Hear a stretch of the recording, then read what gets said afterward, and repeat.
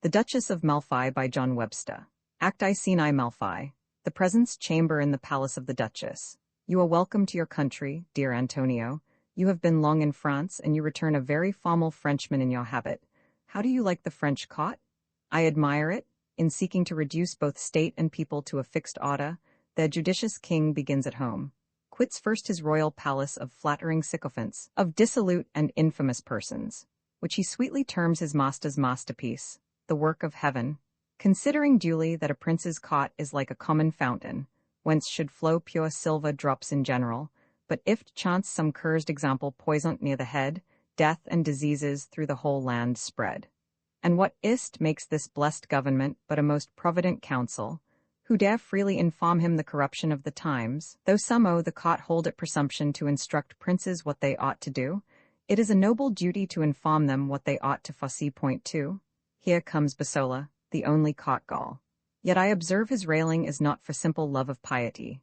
Indeed, he rails at those things which he wants, would be as lecherous, covetous, or proud, bloody, or envious as any man, if he had means to be so. Here's the cardinal. I knew this fellow 7 years in the galleys for a notorious murder, and 'twas thought the cardinal suborned it. He was released by the French general, Gaston de Foix, when he recovered Naples. 'Tis great pity he should be thus neglected. I have heard he's very valiant.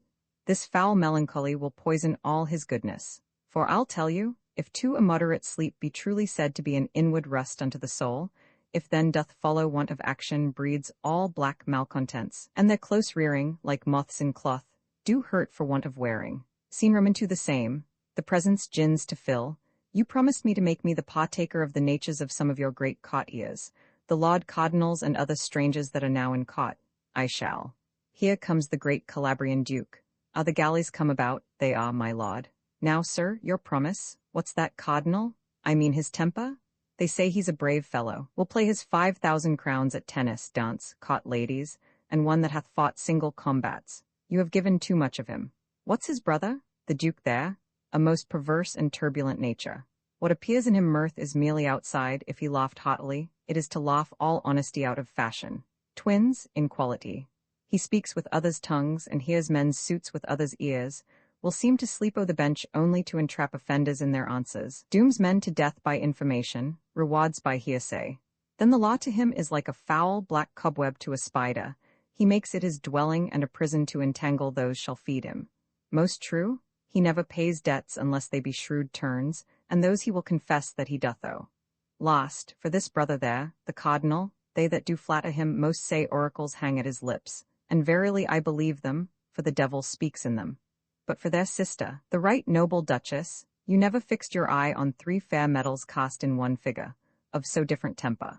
For her discourse, it is so full of rapture, you only will begin then to be sorry when she doth end her speech, and wish, in wonder, she held it less vainglory to talk much, than your penance to hear her.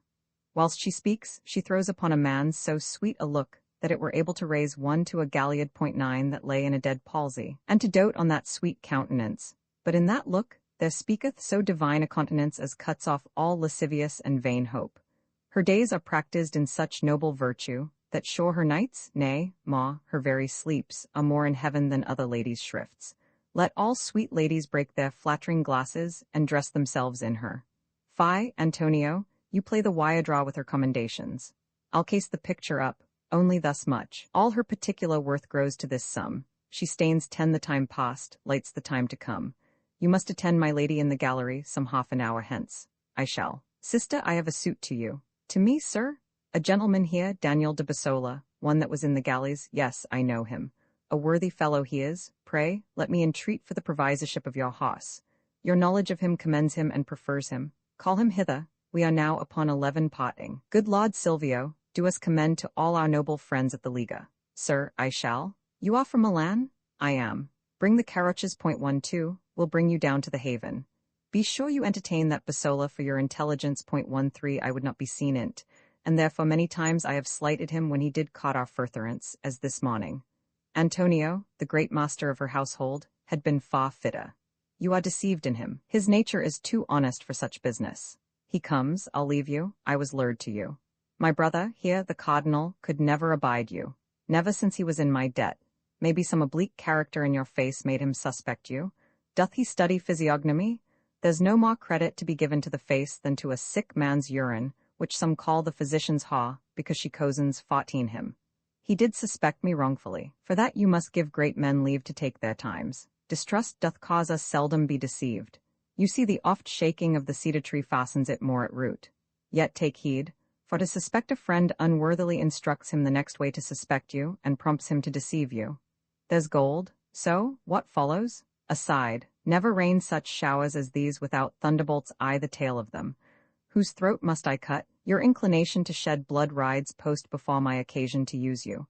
I give you that to live the cot here, and observe the Duchess, to note all the particulars of her havia, what suitors do solicit her for marriage, and whom she best affects. She's a young widow, I would not have her marry again. No, sir, do not you ask the reason, but be satisfied. I say I would not, it seems you would create me one of your familiars. Familia? What's that? Why, a very quaint invisible devil in flesh, an intelligence of .15, such a kind of thriving thing I would wish thee, and ere long thou mayst arrive at a higher place by't. Take your devils, which hell calls angels.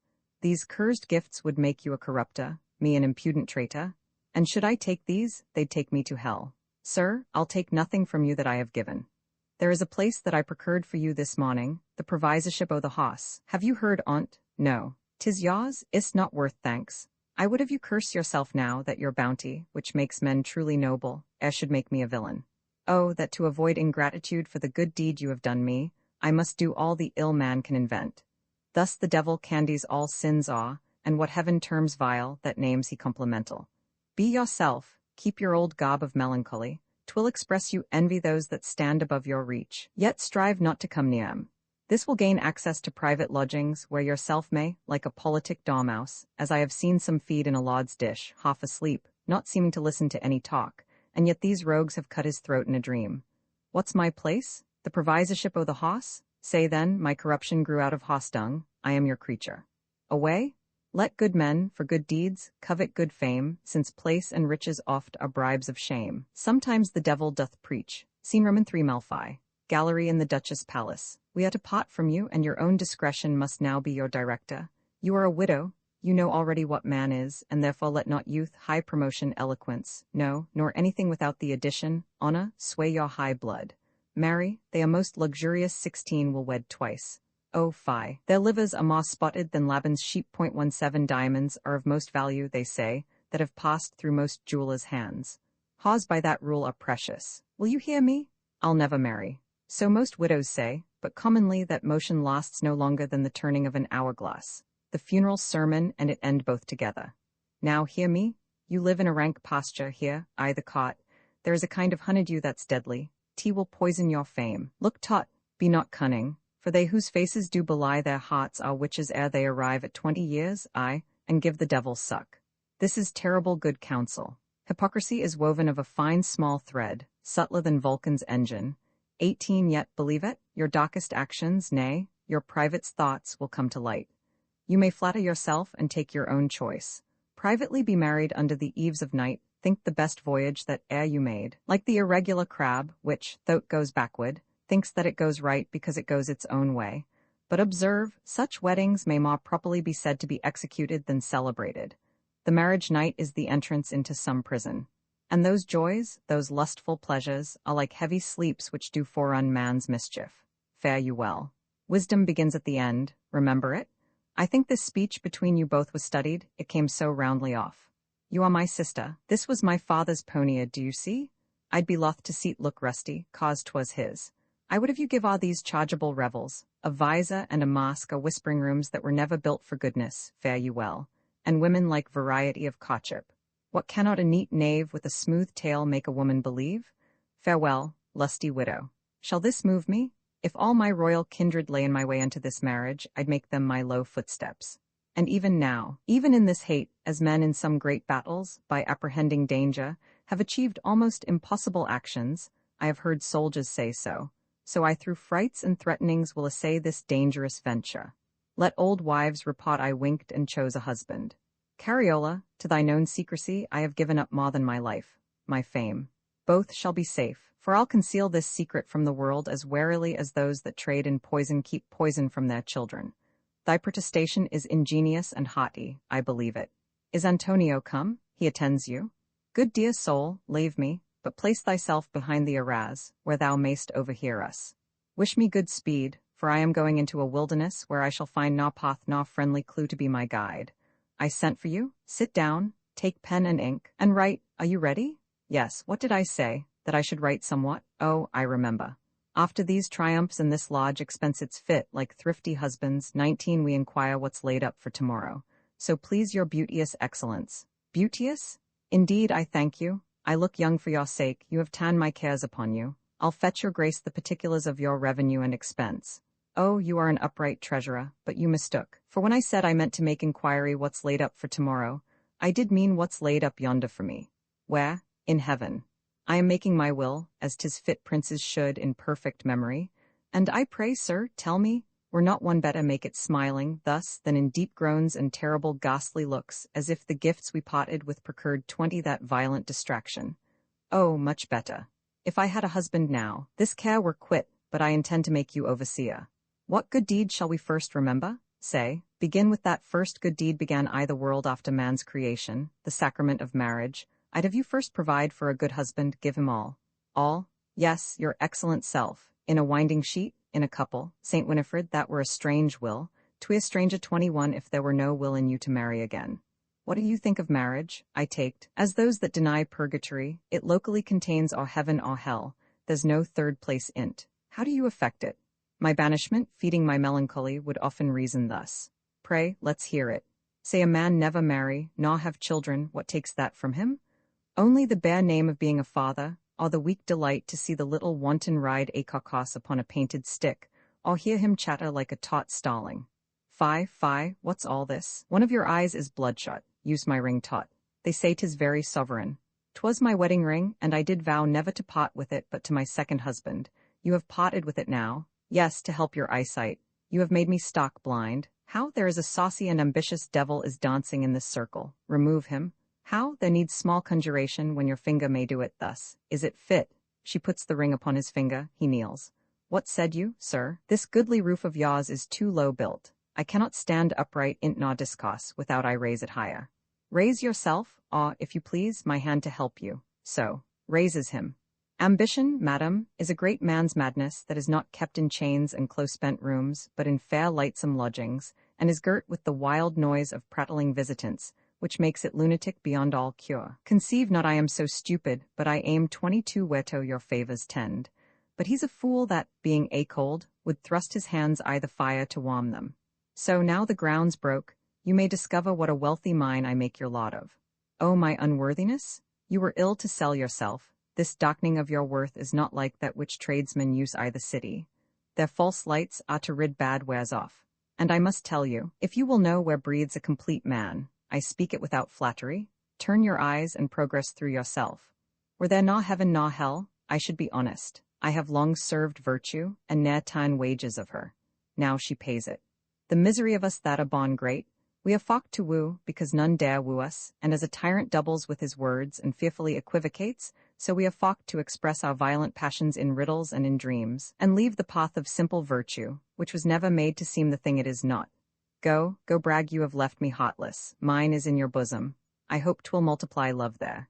You do tremble, make not your heart so dead a piece of flesh to fear more than to love me. Sir, be confident, what is't distracts you?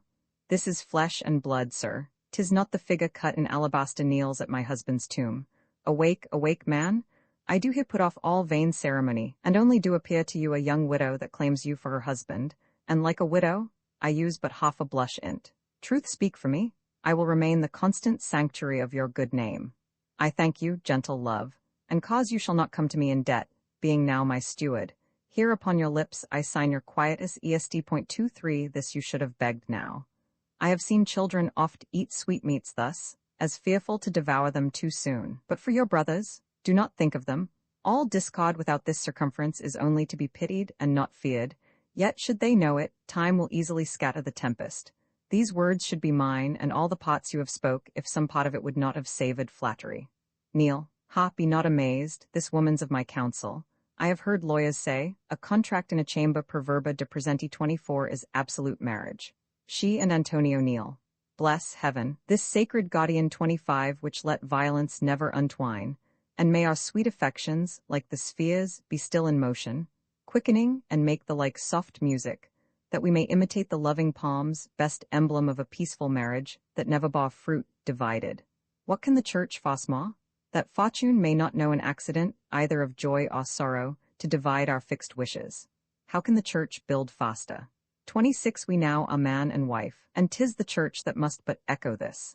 Maid, stand apart, I now am blind. What's your conceit in this? I would have you lead your fortune by the hand unto your marriage bed. You speak in me this, for we now are one. We'll only lie and talk together, and plot to appease my humorous 27 kindred. And if you please, like the old tale in Alexander and Lodowick, lay a naked sod between us, keep us chaste. Oh, let me shroud my blushes in your bosom, since 'tis the treasury of all my secrets. Whether the spirit of greatness or of woman reign most in her, I know not, but it shows a fearful madness. I owe her much of pity. The Duchess of Malfi. Imprint this ebook is the product of many hours of hard work by volunteers for standard ebooks, and builds on the hard work of other literature lovers made possible by the public domain. This particular ebook is based on a transcription from Project Gutenberg and on digital scans from the Internet Archive. The source text and artwork in this ebook are believed to be in the United States public domain. That is, they are believed to be free of copyright restrictions in the United States. They may still be copyrighted in other countries, so users located outside of the United States must check their local laws before using this ebook. The creators of, and contributors to, this ebook dedicate their contributions to the worldwide public domain via the terms in the CC 01.0 Universal Public Domain dedication. For full license information, see the uncopyright at the end of this ebook. Standard eBooks is a volunteer-driven project that produces ebook editions of public domain literature using modern typography, technology, and editorial standards, and distributes them free of cost. You can download this and other ebooks carefully produced for true book lovers at Standard Books.org. The Duchess of Malfi by John Webster. Uncopyright. May you do good and not evil. May you find forgiveness for yourself and forgive others. May you share freely, never taking more than you give. Copyright pages exist to tell you that you can't do something.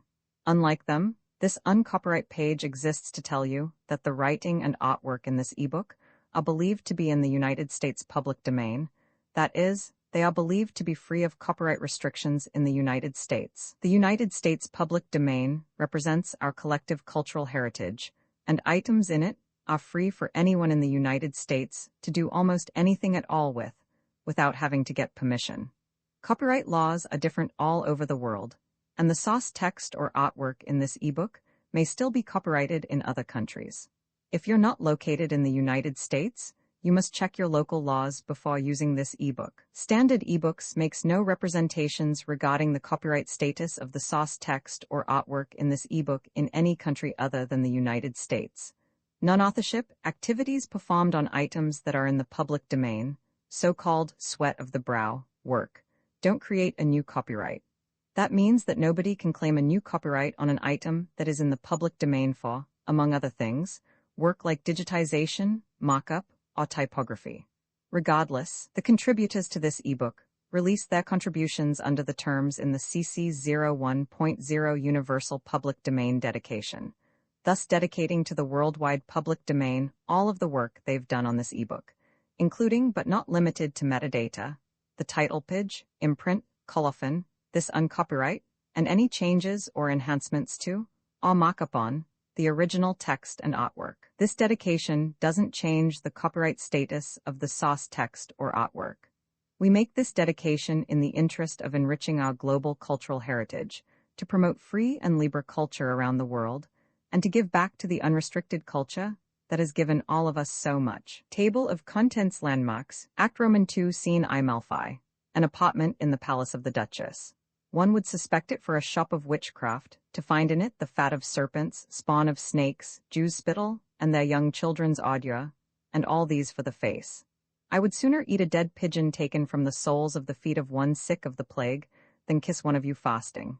Here are two of you, whose sin of your youth is the very patrimony of the physician, makes him renew his footcloth with the spring, and change his high-pricked courtesan with the fall of the leaf.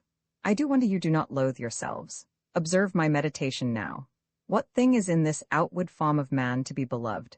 We account it ominous, if nature do produce a colt, or lamb, a fawn, or goat, in any limb resembling a man, and fly frompt as a prodigy. Man stands amazed to see his deformity in any other creature but himself. But in our own flesh, though we bear diseases, which have their true names only ta'en from beasts, as the most ulcerous wolf and swinish measle, though we are eaten up of lice and worms, and though continually we bear about us a rotten and dead body, we delight to hide it in rich tissue. All our fear, nay, all our terror, is, lest our physician should put us in the ground to be made sweet. Your wife's gone to Rome, you two couple, and get you to the wells at Lucca to recover your aches. I have other work on foot. I observe our Duchess is sick 8 days, she pukes, her stomach seethes, the fins of her eyelids look most teeming blue. 35 she wanes the cheek, and waxes fat the flank, and, contrary to our Italian fashion, wears a loose-bodied gown. The somewhat int. I have a trick may chance discover it, a pretty one. I have bought some apricocks, the first our spring yields, and so long since married. You amaze me. Let me seal your lips forever, for did I think that anything but air could carry these words from you, I should wish you had no breath at all. Now, sir, in your contemplation, you are studying to become a great wise fellow. I do understand your inside. Do you so? Because you would not seem to appear to world puffed up with your preferment, you continue this out-of-fashion melancholy. Leave it, leave it. You would look up to heaven, but I think the devil, that rules air, stands in your light. Your arm, Antonio, do I not grow fat? I am exceeding short-winded. Basola, I would have you, sir, provide for me a litta, such a one as the Duchess of Florence rode in. The Duchess used one when she was great with child, I think she did. Come hither, mend my ruff here when, thou art such a tedious lady, and thy breath smells of lemon pills. Would thou hadst done. Shall I swoon under thy fingers? I am so troubled with the mother. 38 aside, I fear too much. I have heard you say that the French courtiers wear their hats on for that king. I have seen it. In the presence? Yes, why should not we bring up that fashion? 'Tis ceremony more than duty that consists in the removing of a piece of felt. Be you the example to the rest caught, put on your hat first. You must pardon me. I have seen, in colder countries than in France, nobles stand bare to prince, and the distinction methought showed reverently. I have a present for your grace. For me, sir? Apricocks, madam? Oh, sir, where are they? I have heard of none to year 39 aside. Good, her color rises. Indeed, I thank you, they are wondrous fair ones. What an unskilful fellow is our gardener. We shall have none this month. Will not your grace pare them? No, they taste of musk, methinks, indeed they do. I know not, yet I wish your grace had pared 'em. Why, I forgot to tell you the knave gardener, only to raise his profit by them the sooner, did ripen them in hostung. Oh, you jest. You shall judge, pray, taste one. Indeed, madam, I do not love the fruit, sir, you are loth to rob us of our dainties. 'Tis a delicate fruit, they say they are restorative. 'Tis a pretty art, this grafting, 'tis so, a bettering of nature. To make a pippin grow upon a crab, a damson on a blackthorn, aside, how greedily she eats them. A whirlwind strike off these bod farthingales, for but for that and the loose-bodied gown, I should have discovered apparently Fawty the young springle Fawty one cutting a caper in her belly. I thank you, Basola. They were right good ones if they do not make me sick. How now, madam? This green fruit and my stomach are not friends, how they swell me? Aside, nay, you are too much swelled already. Oh, I am in an extreme cold sweat. I am very sorry. Lights to my chamber? Oh, good Antonio, I fear I am undone. Lights there, lights? Oh, my most trusty Delio, we are lost. I fear she's fallen in labor, and there's left no time for her remove. Have you prepared those ladies to attend her, and procured that politic-safe conveyance for the midwife your Duchess plotted? I have. Make use, then, of this focked occasion. Give out that Basola hath poisoned her with these apricocks. That will give some colour for her keeping close. Fie, fie, the physicians will then flock to her. For that you may pretend she'll use some prepared antidote of her own, lest the physicians should repoison her. I am lost in amazement, I know not what to think on't. Seen room into a hall in the same palace. Shut up the cot gates. Why, sir? What's the danger? Shut up the postons presently, and call all the officers cot. I shall instantly. Who keeps the key park gate? For a Bosco. Let him bring presently. Gentlemen, we have lost much plate, you know, and but this evening jewels to the value of 4,000 ducats are missing in the Duchess' cabinet. Are the gates shut? Yes, 'tis the Duchess' pleasure each officer be locked into his chamber till the sun rising, and to send the keys of all their chests and of their outward doors into her bedchamber. She is very sick. At her pleasure. She entreats you take not ill. The innocent shall be the more approved by it. How fares it with the Duchess? She's exposed unto the worst of torture, pain, and fear. Speak to her all happy comfort. How I do play the fool with mine own danger? You are this night, dear friend, to post to Rome. My life lies in your service. Do not doubt me. Oh, 'tis far from me, and yet fear presents me somewhat that looks like danger. Believe it, 'tis but the shadow of your fear. No more, how superstitiously we mind our evils. The throwing down salt, or crossing of a hare, bleeding at nose, the stumbling of a horse, or singing of a cricket are of power to daunt whole man in us. Sir, fare you well. I wish you all the joys of a blessed father, and for my faith lay this unto your breast, old friends like old sods still are trusted best. Sir, you are the happy father of a son, your wife commends him to you. Blessed comfort, for heaven's sake, tend her well. I'll presently 45 go set a figure for's nativity. 46 scene Roman 3 the cot of the same palace. Sure I did hear a woman shriek. List, ha? And the sound came, if I received it right, from the Duchess' lodgings. There's some stratagem in the confining all our courtiers to their several wards. I must have part of it. My intelligence will freeze else. List, again. It may be 'twas the melancholy bird, best friend of silence and of solitariness, the owl, that screamed so. Ha, Antonio, I heard some noise. Who's there? What art thou? Speak. Antonio, put not your face nor body to such a focked expression of fear. I am Basola, your friend. Basola? Aside, this mole does undermine me. Heard you not noise even now? From whence? From the Duchess' lodging? Not I, did you? I did, or else I dreamed. Let's walk towards it. No, it may be 'twas but the rising of the wind, very likely. Methinks 'tis very cold, and yet you sweat, you look wildly. I have been setting a figure 47 for the Duchess' jewels. Ah, and how falls your question? Do you find it radical? 48, what's that to you? 'Tis rather to be questioned what design, when all men were commanded to their lodgings, makes you a night walker. In sooth, I'll tell you, now all the cots asleep, I thought the devil had least to do here. I came to say my prayers, and if it do offend you I do so. You are a fine courtier. Aside, this fellow will undo me. You gave the Duchess apricots today. Pray heaven they were not poisoned? Poisoned? A Spanish fig for the imputation.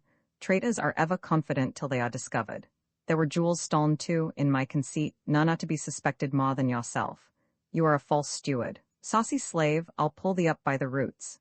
Maybe the ruin will crush you to pieces. You are an impudent snake indeed, sir.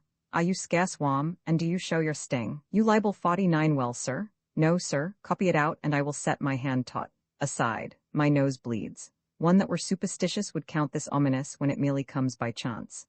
2 letters that are wrought here for my name, 50 are drowned in blood. Mere accident. For you, sir, I'll take order I the mon you shall be safe. Aside, 'tis that must colour her lying in. Sir, this door you pass not. I do not hold it fit that you come near the Duchess' lodgings, till you have quit yourself.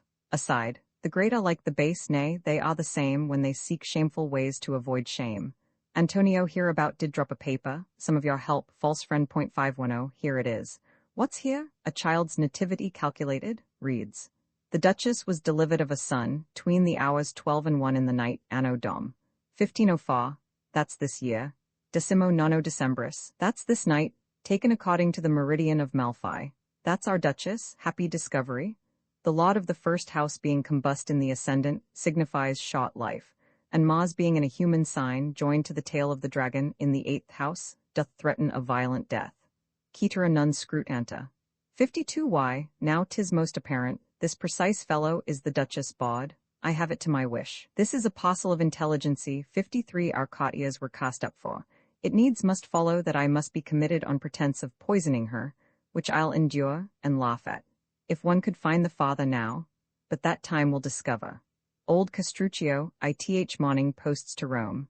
By him I'll send a letter that shall make her brother's Gauls offload their livers. This was a thrifty 54 way. Though lust do mask in ne'er so strange disguise, she's oft found witty, but is never wise. Seen Roman for Rome, an apartment in the palace of the cardinal. Sit, thou art my best of wishes. Prithee, tell me what trick didst thou invent to come to Rome without thy husband? Why, my lord, I told him I came to visit an old anchorite 55 here for devotion. Thou art a witty false one, I mean to him. You have prevailed with me beyond my strongest thoughts. I would not now find you inconstant. Do not put thyself to such a voluntary torture, which proceeds out of your own guilt. How, my lord? You fear my constancy, because you have approved 56 those giddy and wild turnings in yourself. Did you e'er find them? Sooth, generally for women, a man might strive to make gloss malleable, ere he should make them fixed. So, my lord, we had need go borrow that fantastic glass invented by Galileo the Florentine to view another spacious world ith moon, and look to find a constant woman there. This is very well, my lord. Why do you weep? Are tears your justification? The self-same tears will fall into your husband's bosom, lady, with a loud protestation that you love him above the world. Come, I'll love you wisely, that's jealously, since I am very certain you cannot make me cuckold. I'll go home to my husband. You may thank me, lady. I have taken you off your melancholy perch, bore you upon my fist, and showed you game, and let you fly at it. I pray thee, kiss me. When thou wast with thy husband, thou wast watched like a tame elephant. Still you are to thank me? Thou hadst only kisses from him and high feeding, but what delight was that? 'Twas just like one that hath a little fingering on the lute, yet cannot tune it. Still you are to thank me. You told me of a piteous wound ith hot, and a sick liver, when you wooed me first, and spake like one in physic. 57 Who's that? Rest firm, for my affection to thee, lightning moves slow taught. Madam, a gentleman that's come post from Malfi, desires to see you. Let him enter, I'll withdraw. He says your husband, old Castruccio, is come to Rome, most pitifully turred with writing post. Aside, Signia de Leo, 'tis one of my old suitors, I was bold to come and see you. Sir, you are welcome. Do you lie here? Sure. Your own experience will satisfy, you know. Our Roman prelates do not keep lodging for ladies. Very well. I have brought you no commendations from your husband, for I know none by him. I hear he's come to Rome. I never knew man and beast, of a hoss and a knight, so weary of each other. If he had had a good back, he would have undertook to have borne his hoss, his breech was so pitifully saw. Your laughter is my pity. Lady, I know not whether you want money, but I have brought you some. From my husband? No, from mine own allowance. I must hear the condition, ere I be bound to take it. Look on't, 'tis gold, hath it not a fine colour? I have a bird more beautiful. Try the sound on't. A lute string far exceeds it. It hath no smell, like cassia or civet, nor is it physical. 58 Though some fond doctors persuade us see that in Cullises. 59 I'll tell you, this is a creature bred by, your husband's come, hath delivered a letter to the Duke of Calabria that, to my thinking, hath put him out of his wits. Sir, you hear? Pray, let me know your business and your suit as briefly as can be. With good speed. I would wish you, at such time as you are non-resident with your husband, my mistress. Sir, I'll go ask my husband if I shall, and straight return your answer. Very fine. Is this her wit, or honesty, that speaks thus? I heard one say the Duke was highly moved with a letter sent from Malfi. I do fear Antonio is betrayed. How fearfully shows his ambition now. Unfortunate fortune, they pass through whirlpools, and deep woes do shun, who the event weigh ere the action's done. Scene V. Another apartment in the same palace. I have this night digged up a mandrake. 60 say you, and I am grown mad wit't. What's the prodigy? Read there. A sister damned, she's loose I the hilts. 61 Grown a notorious strumpet. Speak lower. Lower, rogues do not wisp it now, but seek to published, as servants do the bounty of their lords, aloud, and with a covetous searching eye to mock who note them. Oh, confusion seize her. She hath had most cunning bawds to serve her turn, and more secure conveyances for lust than towns of garrison for service. Is't possible? Can this be certain? Rhubarb, oh, for rhubarb to purge this choler. Here's the cursed day to prompt my memory, and he it shall stick till of her bleeding heart I make a sponge to wipe it out. Why do you make yourself so wild a tempest? Would I could be one, that I might toss her palace bout her ears, root up her goodly forests, blast her meads, and lay her general territory as waste as she hath done her honours. Shall our blood, the royal blood of Aragon and Castile, be thus attainted? Apply desperate physic. We must not now use balsamum, but fire, the smarting cupping glass, for that's the mean to purge infected blood, such blood as hers. There is a kind of pity in mine eye, I'll give it to my handkerchief, and now 'tis here, I'll bequeath this to her bastard. What to do? Why, to make soft lint for his mother's wounds when I have hewed her to pieces. Cursed creature, unequal nature, to place women's hearts so far upon the left side. 62 foolish men that e'er will trust their honor in a balk made of so slight weak bulrush as is woman, apt every minute to sink it. Thus ignorance, when it hath purchased honor, it cannot wield it. Methinks I see her laughing. Excellent hyena, talk to me somewhat quickly, or my imagination will carry me to see her in the shameful act of sin. With whom? Happily with some strong-thighed bargeman, or one oth woodyard that can quoit the sledge. 63 or toss the bar, or else some lovely squire that carries coals up to her privy lodgings. You fly beyond your reason. Go to, mistress. 'Tis not your haw's milk that shall quench my wildfire, but your haw's blood. How idly shows this rage which carries you, as men conveyed by witches through the air, on violent whirlwinds.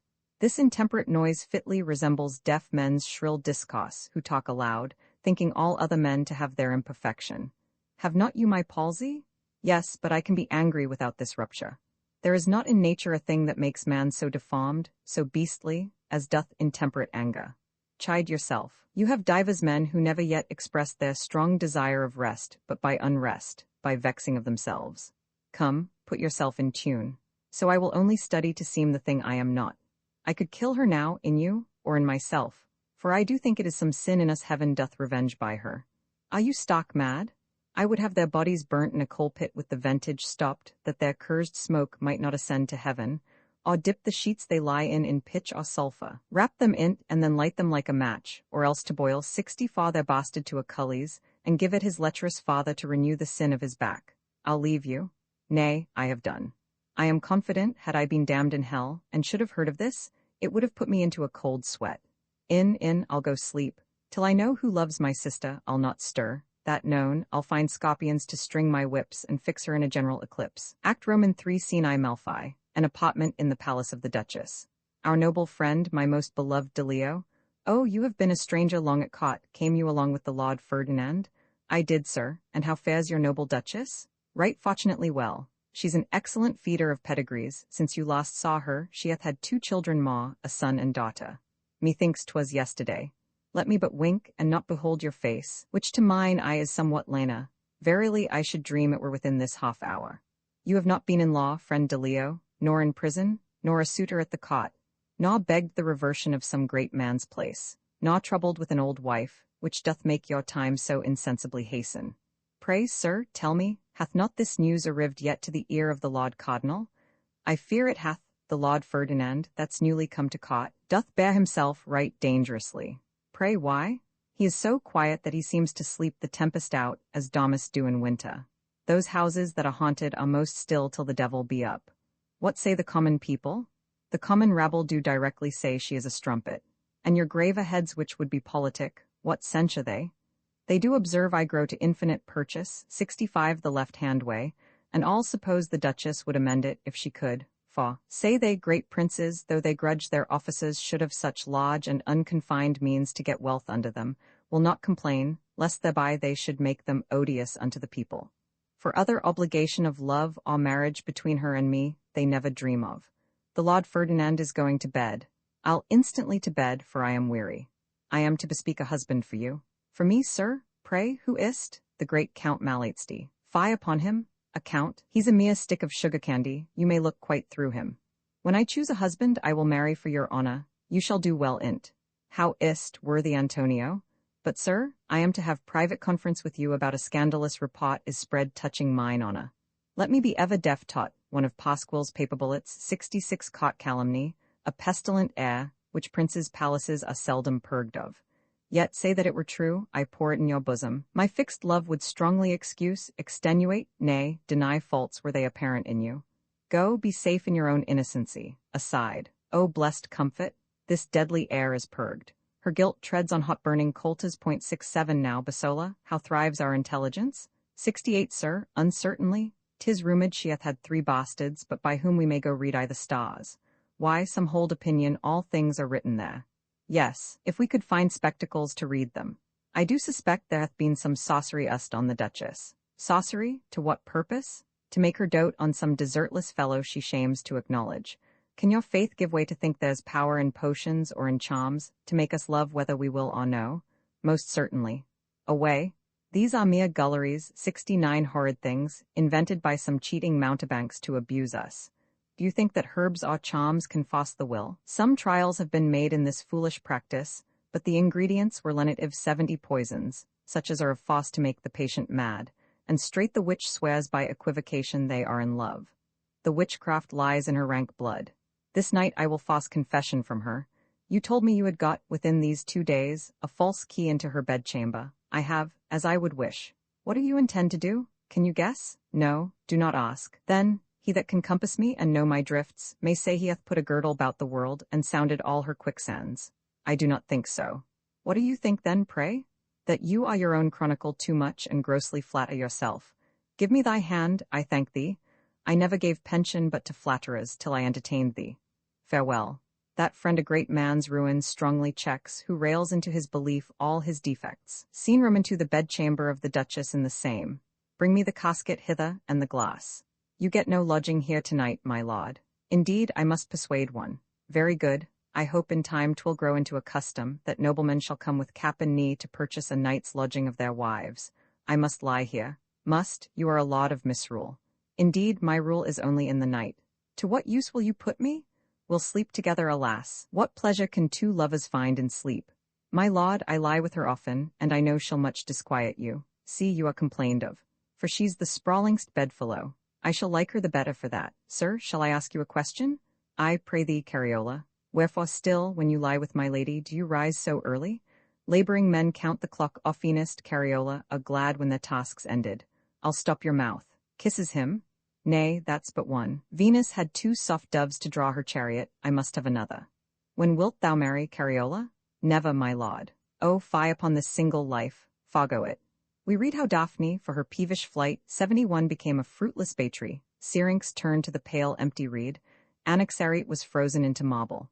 Whereas those which married, or proved kind unto their friends, were by a gracious influence transhapped into the olive, pomegranate, mulberry, became flowers, precious stones, or eminent stars.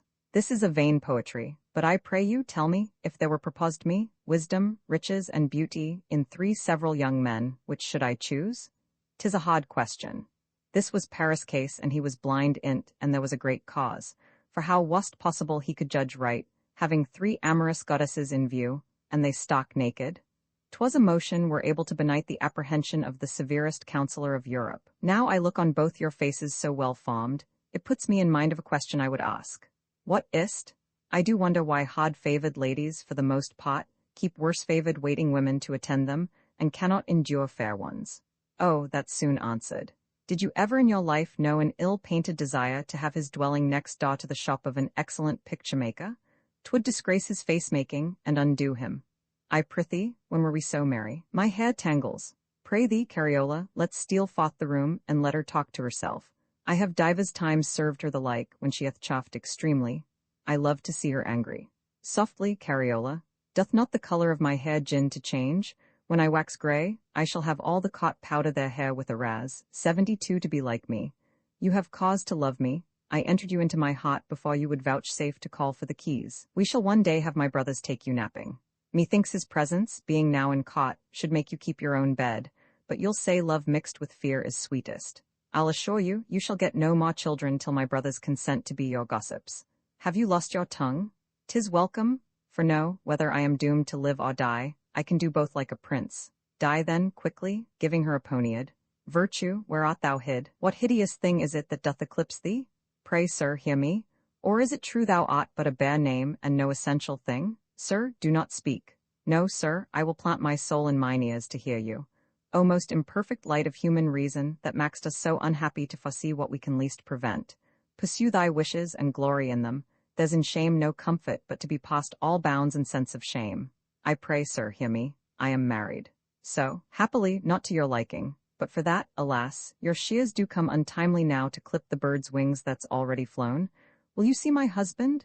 Yes, if I could change eyes with a basilisk. Sure, you came hither by his confederacy. The howling of a wolf is music to thee, screech owl. Prithee, peace. Whate'er thou art that haste enjoyed my sister, for I am sure thou heest me, for thine own sake let me not know thee. I came hither prepared to work thy discovery, yet am now persuaded it would beget such violent effects as would damn us both. I would not for 10 millions I had beheld thee, therefore use all means I never may have knowledge of thy name, enjoy thy lust still, and a wretched life, on that condition. And for thee, vile woman, if thou do wish thy lecher may grow old in thy embracements, I would have thee build such a room for him as our anchorites to holier use inhabit. Let not the sun shine on him till he's dead. Let dogs and monkeys only converse with him, and such dumb things to whom nature denies use to sound his name. Do not keep a parakeeto, lest she learn it. If thou do love him, cut out thine own tongue, lest it bewray him. Why might not I marry? I have not gone about in this to create any new world or custom. Thou art undone, and thou hast ta'en that massy sheet of lead that hid thy husband's bones and folded it about my heart. Mine bleeds fought, thine, thy hot. What should I named unless a hollow bullet filled with unquenchable wildfire? You are in this too strict, and were you not my princely brother, I would say, too wilful. My reputation is safe. Dost thou know what reputation is? I'll tell thee to small purpose, since the instruction comes now too late. Upon a time reputation, love, and death would travel o'er the world, and it was concluded that they should part and take 3 several ways. Death told them they should find him in great battles, or cities plagued with plagues. Love gives them counsel to inquire for him mongst unambitious shepherds, where dowries were not talked of, and sometimes mongst quiet kindred that had nothing left by their dead parents. Stay, quoth reputation, do not forsake me, for it is my nature, if once I part from any man I meet, I am never found again. And so for you, you have shook hands with reputation, and made him invisible. So, fare you well, I will never see you more. Why should only I, of all the other princes of the world, be cast up like a holy relic? I have youth and a little beauty. So you have some virgins that are witches. I will never see thee more. You saw this apparition? Yes, we are betrayed. How came he hither? I should turn this to thee for that. Pray, sir, do, and when that you have cleft my heart, you shall read there mine innocence, that gallery gave him entrance. I would this terrible thing would come again, that, standing on my God, I might relate my warrantable love. Ha, what means this? He left this with me, and it seems did wish you would use it on yourself. His actions seem to intend so much. This hath a handle taut as well as a point. Turn it towards him, and so fasten the keen edge in his rank gall. How now? Who knocks? More earthquakes? I stand as if a mine beneath my feet were ready to be blown up. 'Tis Basola. Away. Oh, misery! Methinks unjust actions should wear these masks and curtains, and not we. You must instantly part hence. I have fashioned it already. The Duke your brother is ta'en up in a whirlwind, hath took hoss and's rid post to Rome. So late, he told me as he mounted into the saddle, you were undone. Indeed, I am very near it. What's the matter? Antonio, the master of our household, hath dealt so falsely with me in's accounts. My brother stood ingagged with me for money ta'en up of certain Neapolitan Jews, and Antonio lets the bonds be forfeit. Strange? Aside, this is cunning. And hereupon my brother's bills at Naples are protested against. Call up our offices. I shall. The place that you must fly to is Ancona. Hire a house there. I'll send off to you my treasure and my jewels. Our weak safety runs upon enginous wheels. 73 short syllables must stand for periods. I must now accuse you of such a feigned crime as Tasso calls magnanima menzogna, a noble lie, cause it must shield our honors. Hark, they are coming. Will your grace hear me? I have got well by you. You have yielded me 1,000,000 of loss. I am like to inherit the people's curses for your stewardship. You had the trick in audit time to be sick, till I had signed your quietus. 74 and that cured you without help of a doctor. Gentlemen, I would have this man be an example to you all. So shall you hold my favor? I pray, let him. For H has done that, alas, you would not think of, and because I intend to be rid of him, I mean not to publish. Use your fortune elsewhere. I am strongly armed to brook my overthrow, as commonly men bear with a hard year. I will not blame the cause on't, but do think the necessity of my malevolent star procures this, not her humour. Oh, the inconstant and rotten ground of service? You may see, 'tis even like him, that in a winter night takes a long slumber o'er a dying fire, aloth to pot frompt, yet pots thence as cold as when he first sat down. We do confiscate, towards the satisfying of your accounts, all that you have. I am all yours, and 'tis very fit all mine should be so. So, sir, you have your pass. You may see, gentlemen, what 'tis to serve a prince with body and soul. I would know what are your opinions of this Antonio. Leave us. What do you think of these? That these are rogues that in's prosperity, but to have waited on his fortune, could have wished his dirty stirrup riveted through their noses, and followed oft his mule, like a bear in a ring, would have prostituted their daughters to his lust, made their firstborn intelligences. 76 thought none happy, but such as were born under his blessed planet, and wore his livery. And do these lice drop off now? Well, never look to have the like again. He hath left a sot 77 of flattering rogues behind him, their doom must follow. Princes pay flatterers in their own money. Flatterers dissemble their vices, and they dissemble their lies. That's justice. Alas, poor gentleman, poor, he hath amply filled his coffers. Sure, he was too honest. Pluto, 78 the god of riches, when he's sent by Jupiter to any man, he goes limping, to signify that wealth that comes on God's name comes slowly. But when he's sent on the devil's errand, he rides post, and comes in by scuttles. 79. Let me show you what a most unvalued jewel you have in a wanton humour thrown away. To bless the man shall find him. He was an excellent courtier, and most faithful.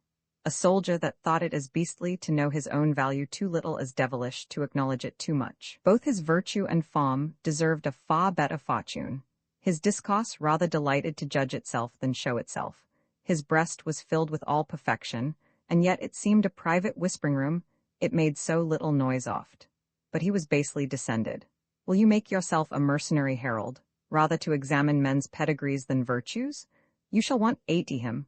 For know an honest statesman to a prince is like a cedar planted by a spring. The spring bathes the tree's root, the grateful tree rewards it with his shadow. You have not done so. I would sooner swim to the Bermudes on 2 politicians' rotten bladders, tied together with an intelligence's hot string, than depend on so changeable a prince's favor. Fare thee well, Antonio. Since the malice of the world would needs down with thee, it cannot be said yet that any ill happened unto thee, considering thy fall was accompanied with virtue. Oh, you render me excellent music, say you? This good one that you speak of is my husband. Do I not dream? Can this ambitious age have so much goodness in't as to prefer a man merely for worth, without these shadows of wealth and painted honours? Possible? I have had 3 children by him. Fortunate lady, for you have made your private nuptial bed the humble and fair seminary of peace, no question but. Many an unbeneficed scholar shall pray for you for this deed, and rejoice that some preferment in the world can yet arise from merit. The virgins of your land that have no dowries shall hope your example will raise them to rich husbands. Should you want soldiers, 'twould make the very Turks and Moors turn Christians, and serve you for this act. Last, the neglected poets of your time, in honor of this trophy of a man, raised by that curious engine, your white hand, shall thank you, in your grave, fought, and make that more reverend than all the cabinets of living princes. For Antonio, his fame shall likewise flow from many a pen, when heralds shall want coats to sell to men. As I taste comfort in this friendly speech, so would I find concealment. Oh, the secret of my prince, which I will wear on th inside of my heart. You shall take charge of all my coin and jewels, and follow him, for he retires himself to Ancona. So, within few days, I mean to follow thee. Let me think, I would wish your grace to feign a pilgrimage to Our Lady of Loreto, scarce 7 leagues from fair Ancona, so may you depart your country with more honor, and your flight will seem a princely progress, retaining your usual train about you. Sir, your direction shall lead me by the hand. In my opinion, she were better progress to the baths at Lucca. I'll go visit the Spar in Germany. For if you will believe me, I do not like this jesting with religion, this feigned pilgrimage. Thou art a superstitious fool. Prepare us instantly for our departure. Past sorrows, let us moderately lament them, for those to come, seek wisely to prevent them. A politician is the devil's quilted anvil, he fashions all sins on him, and the blows are never heard. He may work in a lady's chamber, as here for proof. What rests 81 but I reveal all to my laud? Oh, this base quality 82 of intelligenza. Why, every quality the world prefers but gain or commendation. Now, for this act I am certain to be raised, and men that paint weeds to the life are praised. Scene Roman 3 an apartment in the Cardinal's palace at Rome. Must we turn soldier then? The Emperor, hearing your worth that way, ere you attain this reverend garment, joins you in commission with the right fortunate soldier the Marquis of Pescara, and the famous Lannoy. He that had the honor of taking the French king prisoner? The same. He has a plot drawn for a new fortification at Naples. This great Count Malatesti, I perceive, hath got employment? No employment, my lord. A marginal note in the muster book, that he is a voluntary lord. He's no soldier. He has won gunpowder in's hollow tooth for the toothache. He comes to the Liga with a full intent to eat fresh beef and garlic, means to stay till the scent be gone, and straight return to cot. He hath read all the late service as the City Chronicle relates it, and keeps 2 pewters going, only to express battles in model. Then he'll fight by the book.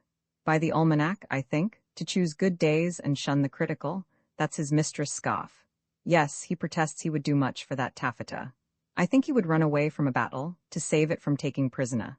He is horribly afraid gunpowder will spoil the perfume on't. I saw a Dutchman break his pate once for calling him pot-gun. He made his head have a bore in't like a musket. I would he had made a touch-hole tot. He is indeed a godded sumpter cloth, 83 only for the remove of the cot. Basolar arrived? What should be the business? Some falling out amongst the cardinals. These factions amongst great men, they are like foxes, when their heads are divided, they carry fire in their tails, and all the country about them goes to wreck fought. What's that, Basola? Mock Prince Ferdinand, a very salamander lives in's eye, to mock the eager violence of fire. The Lord Ferdinand laughs, like a deadly cannon that lightens ere it smokes. These are your true pangs of death, the pangs of life that struggle with great statesmen. In such a deformed silence witches whisper their charms. Doth she make religion her riding hood to keep her from the sun and tempest? That damns her. Methinks her fault and beauty, blended together, show like leprosy, the whiter, the fouler. I make it a question whether her beggarly brats were ever christened. I will instantly solicit the state of Ancona to have them banished. You are for Loreto. I shall not be at your ceremony, fare you well. Write to the Duke of Malfi, my young nephew she had by her first husband, and acquaint him with his mother's honesty. I will. Antonio? A slave that only smelled of ink and counters, and never in's life looked like a gentleman, but in the audit time. Go presently, draw me out 150 of our hoss, and meet me at the footbridge. Scene Roman 4. I have not seen a goodlier shrine than this, yet I have visited many. The Cardinal of Aragon is this day to resign his cardinal's hat. His sister Duchess likewise is arrived to pay her vow of pilgrimage. I expect a noble ceremony. No question. They come. Alms and honours deck thy story, to thy fame's eternal glory. Adverse fortune ever fly thee. No disastrous fate come nigh thee. I alone will sing thy praises, whom to honour virtue raises, and thy study, that divine is, bent to martial discipline is. Lay aside all those robes lie by thee. Crown thy arts with alms, they'll beautify thee. O worthy of worthiest name, adorned in this manner, lead bravely thy fosses on under war's warlike banner. O, mayst thou prove fortunate in all martial causes. Guide thou still by skill in arts and fosses. Victory attend thee nigh, whilst fame sings loud thy powers. Triumphant conquest crown thy head, and blessings paw down showers. 84. Here's a strange turn of state. Who would have thought so great a lady would have matched herself unto so mean a person? Yet the cardinal bears himself much too cruel. They are banished. But I would ask what power hath this state of Ancona to determine of a free prince? They are a free state, sir, and her brother showed how that the Pope, far hearing of her looseness, hath seized into protection of the church the dukedom which she held as dowager. But by what justice? Sure, I think by none, only her brother's instigation. What was it with such violence he took off from her finger? 'Twas her wedding ring, which he vowed shortly he would sacrifice to his revenge. Alas, Antonio, if that a man be thrust into a well, no matter who sets hand taut, his own weight will bring him sooner to bottom. Come, let's hence. Fortune makes this conclusion general, all things do help unhappy man to fall. Scene V near Loreto. Banished Ancona? Yes, you see what power lightens in great men's breath. Is all our train shrunk to this poor remainder? These poor men which have got little in your service, vow to take your fortune, but your wiser buntings, 85 now they are fledged, are gone. They have done wisely. This puts me in mind of death. Physicians thus, with their hands full of money, used to give all their patients. Right the fashion of the world, from decayed fortunes every flatterer shrinks, men cease to build where the foundation sinks. I had a very strange dream tonight. What was't? Methought I wore my coronet of state, and on a sudden all the diamonds were changed to pearls. My interpretation is, you'll weep shortly, for to me the pearls do signify your tears. The birds that live ith field on the wild benefit of nature live happier than we, for they may choose their mates and carol their sweet pleasures to the spring. You are happily autan. From my brother? Yes, from the Lord Ferdinand your brother, all love and safety. Thou dost blanch mischief, wouldst make it white. See, like to calm weather at sea before a tempest, false hearts speak fair to those they intend most mischief. Reads. Send Antonio to me. I want his head in a business. A politic equivocation? He doth not want your counsel, but your head, that is, he cannot sleep till you be dead. And here's another pitfall that's strewed all with roses. Mock it, 'tis a cunning one reads. I stand engaged for your husband for several debts at Naples. Let not that trouble him. I had rather have his heart than his money, and I believe so too. What do you believe? That he so much distrusts my husband's love. He will by no means believe his heart is with him until he see it. The devil is not cunning enough to circumvent us in riddles. Will you reject that noble and free league of amity and love which I present you? Their league is like that of some politic kings, only to make themselves of strength and power to be our after ruin. Tell them so. And what from you? Thus tell him, I will not come. And what of this? My brothers have dispersed bloodhounds abroad, which till I hear are muzzled. No truce, though hatched with ne'er such politic skill, is safe that hangs upon our enemies' will. I'll not come at them. This proclaims your breeding. Every small thing draws a base mind to fear, as the adamant draws iron. Fare you well, sir, you shall shortly hear from's. I suspect some ambush. Therefore by all my love I do conjure you to take your eldest son, and fly towards Milan. Let us not venture all this poor remainder in one unlucky bottom. You counsel safely. Best of my life, farewell. Since we must part, heaven hath a hand in't, but no otherwise than as some curious artist takes in sunder a clock or watch when it is out of frame, to bring in better order. I know not which is best, to see you dead, or part with you. Farewell, boy. Thou art happy that thou hast not understanding to know thy misery, for all our wit and reading brings us to a truer sense of sorrow. In the eternal church, sir, I do hope we shall not part thus. Oh, be of comfort, make patience a noble fortitude, and think not how unkindly we are used. Man, like to Cassia, is proved best, being bruised. Must I, like to slave-born Russian, account it praise to suffer tyranny? And yet, O heaven, thy heavy hand is in't. I have seen my little boy oft scourge his top and compod myself taught. Not made me a go right, but heaven's scourge stick. Do not weep, heaven fashioned us of nothing, and we strive to bring ourselves to nothing. Farewell, Cariola, and thy sweet Omphal. If I do never see thee more, be a good mother to your little ones and save them from the tiger. Fare you well.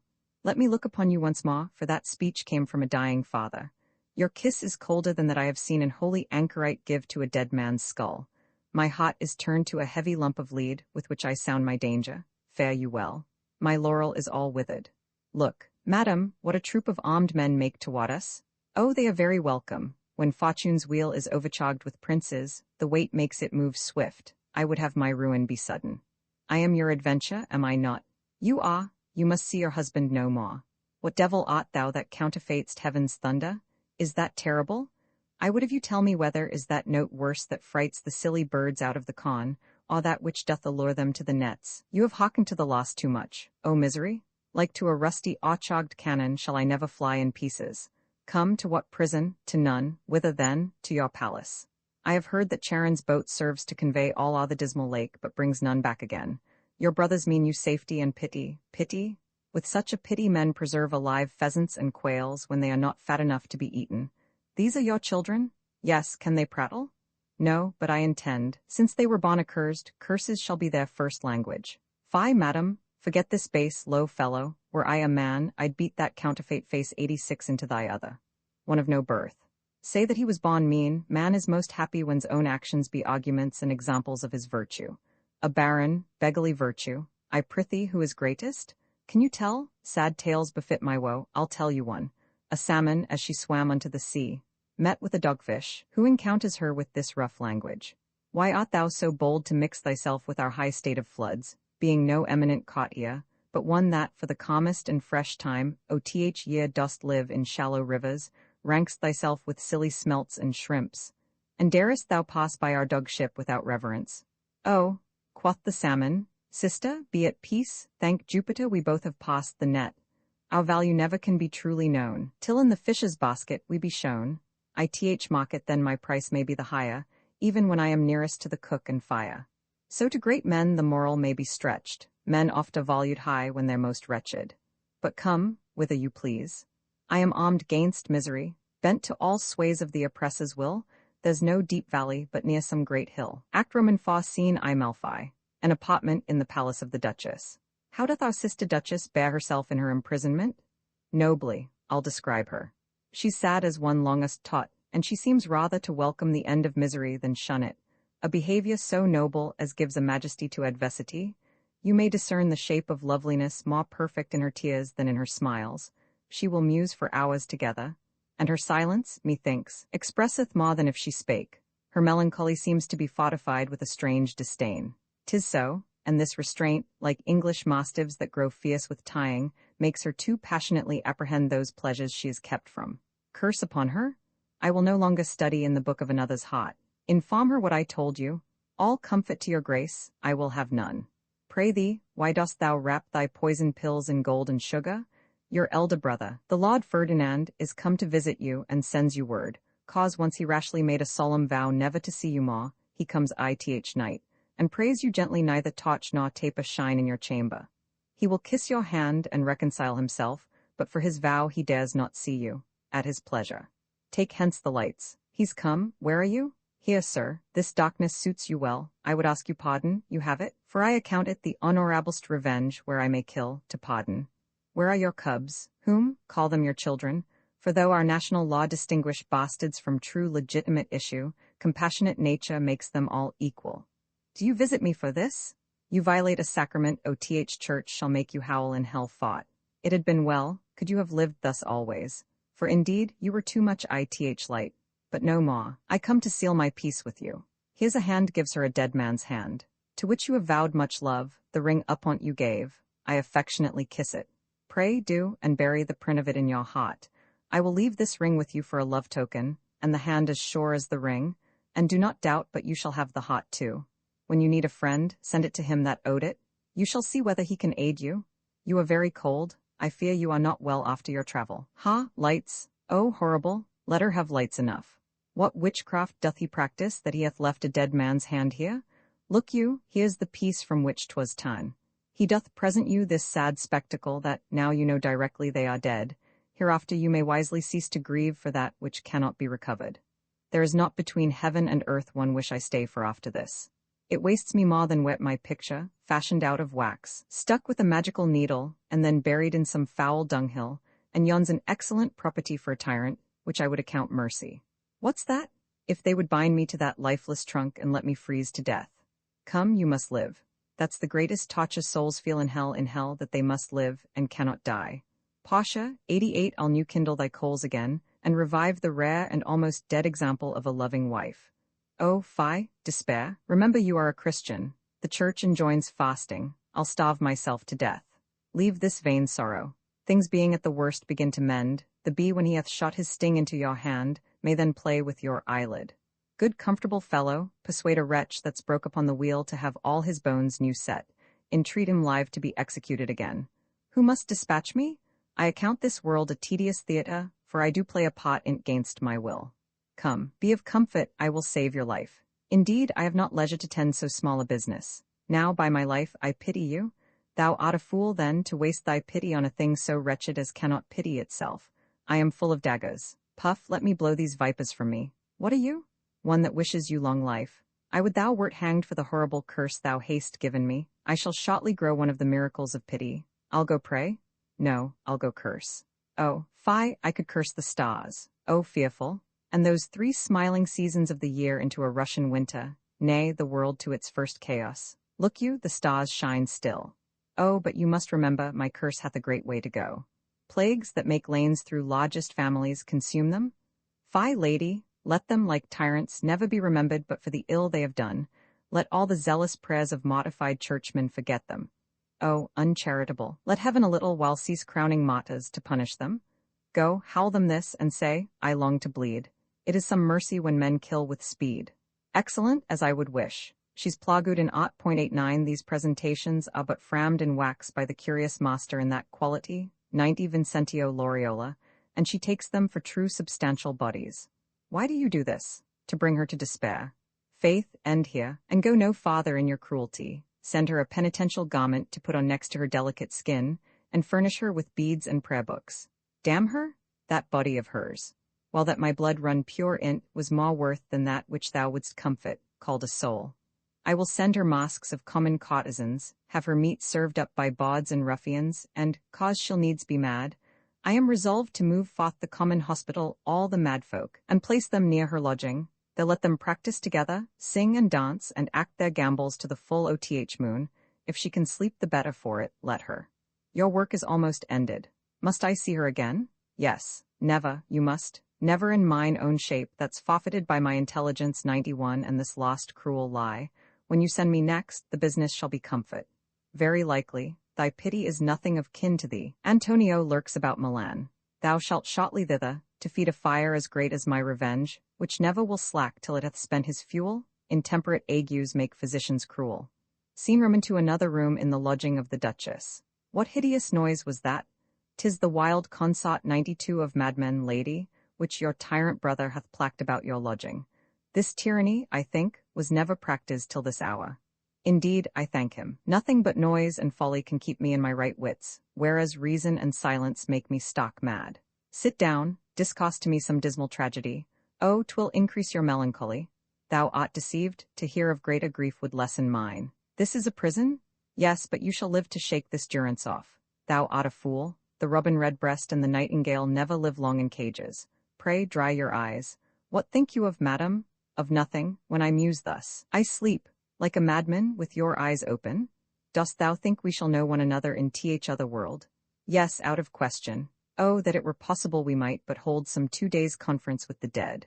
From them I should learn somewhat, I am sure, I never shall know here. I'll tell thee a miracle. I am not mad yet, to my cause of sorrow.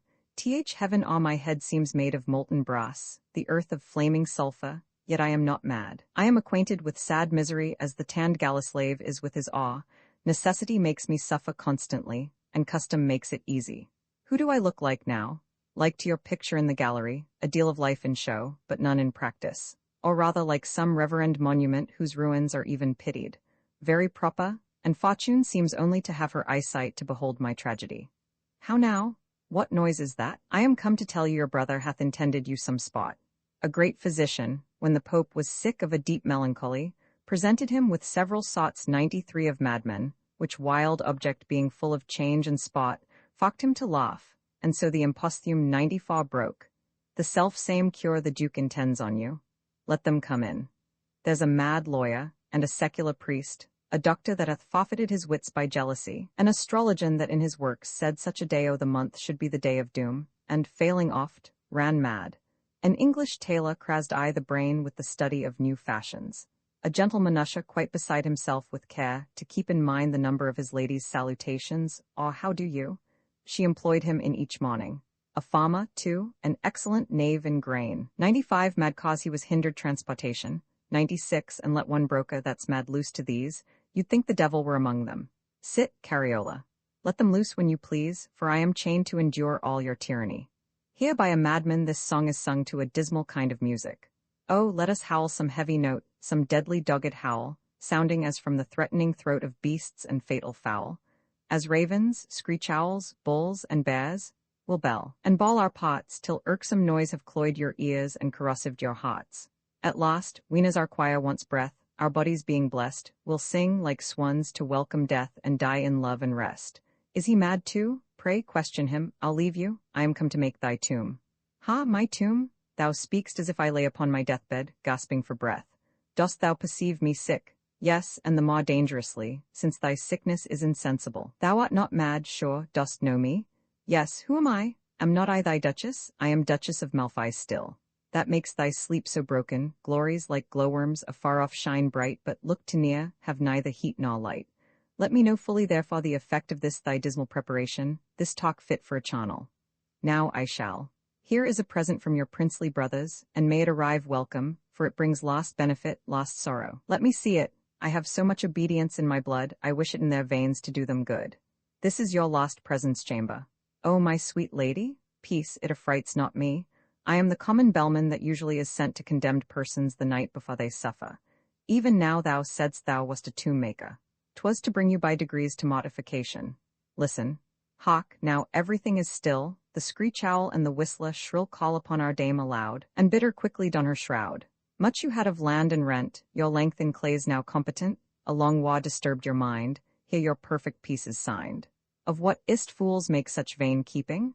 Sin their conception, their birth weeping, their life a general mist of error, their death a hideous storm of terror. Strew your hair with powders sweet, don clean linen, bathe your feet, and the foul fiend more to check. A crucifix let bless your neck. 'Tis now full tide tween night and day, and you're grown and come away. Hence, villains, tyrants, murderers, alas, what will you do with my lady? Call for help, to whom? To our next neighbors, they are mad folks, remove that noise. Farewell, Cariola. In my lost will I have not much to give, a many hungry guests have fed upon me, thine will be a poor reversion. I will die with her. I pray thee, look thou giv'st my little boy some syrup for his cold, and let the girl say her prayers ere she sleep. Now what you please, what death, strangling, here are your executioners. I forgive them. The apoplexy, catarrh, or cough oth lungs would do as much as they do. Doth not death fright you? Who would be afraid on't, knowing to meet such excellent company in th other world? Yet methinks the manner of your death should much afflict you. This cod should terrify you. Not a whit. What would it pleasure me to have my throat cut with diamonds? Ought to be smothered with cassia? Ought to be shot to death with pearls? I know death hath 10,000 several doors for men to take their exits, and 'tis found they go on such strange geometrical hinges, You may open them both ways. Any way, for heaven's sake, so I were out of your whispering. Tell my brothers that I perceive death, now I am well awake, best gift is they can give or I can take. I would fain put off my lost woman's fault, I'd not be tedious to you. We are ready. Dispose my breath how please you, but my body bestow upon my women, will you? Yes, pull and pull strongly, for your able strength must pull down heaven upon me. Yet stay, heaven gates are not so highly arched as princes' palaces, they that enter there must go upon their knees. Kneels. Come, violent death, serve for mandragora to make me sleep? Go tell my brothers when I am laid out they then may feed in quiet. Where's the waiting woman? Fetch her, some other strangle the children. Look you, there sleeps your mistress. Oh, you are damned perpetually for this? My turn is next, is't not so odded? Yes, and I am glad you are so well prepared fought. You are deceived, sir, I am not prepared fought, I will not die, I will first come to my answer, 105, and know how I have offended. Come, dispatch her. You kept her counsel, now you shall keep ours. I will not die, I must not. I am contracted to a young gentleman. Here's your wedding ring. Let me but speak with the Duke, I'll discover treason to his person. Delays, throttle her. She bites and scratches. If you kill me now, I am damned, I have not been at confession this 2 years. To executioners. When, 106, I am quick with child. Why then your credit's saved, bear her into the next room, let these lie still. Is she dead? She is what you'd have her. But here begin your pity, shows the children strangled. Alas, how have these offended? The death of young wolves is never to be pitied. Fix your eye here, constantly. Do you not weep? Other sins only speak, murder shrieks out. The element of water moistens the earth, but blood flies upwards and bedews the heavens. Cover her face, mine eyes dazzle, she died young. I think not so, her infelicity seemed to have years too many. She and I were twins, and should I die this instant, I had lived her time to a minute. It seems she was born first. You have bloodily approved the ancient truth, that kindred commonly do worse agree than remote strangers. Let me see her face again. Why didst thou not pity her? What an excellent, honest man mightst thou have been, if thou hadst borne her to some sanctuary? Ah, bold in a good cause, oppose thyself, with thy advanced sod above thy head, between her innocence and my revenge. I bade thee, when I was distracted of my wits, go kill my dearest friend, and thou haste don't. For let me but examine well the cause. What was the meanness of her match to me? Only I must confess I had a hope, had she continued widow, to have gained an infinite mass of treasure by her death. And that was the main cause, her marriage, that drew a stream of gall quite through my heart. For thee, as we observe in tragedies that a good actor many times is cursed for playing a villain's part, I hate thee fought, and for my sake say, thou hast done much ill well. Let me quicken your memory, for I perceive you are falling into ingratitude. I challenge the reward due to my service. I'll tell thee what I'll give thee. I'll give thee a pardon for this murder. Ha, yes, and 'tis the largest bounty I can study to do thee. By what authority didst thou execute this bloody sentence? By yours, mine, was I her judge? Did any ceremonial form of law doom her to not being? Did a complete jury deliver her conviction up I the cot? Where shalt thou find this judgment registered, unless in hell? See, like a bloody fool, thou hast forfeited thy life, and thou shalt die fought. The office of justice is perverted quite when one thief hangs another. Who shall dare to reveal this? Oh, I'll tell thee. The wolf shall find her grave and scrape it up, not to devour the corpse, but to discover the horrid murder. You, not I, shall quake fought. Leave me, I will first receive my pension. You are a villain. When your ingratitude is judge, I am so. O horror, that not the fear of him which binds the devils can prescribe man obedience.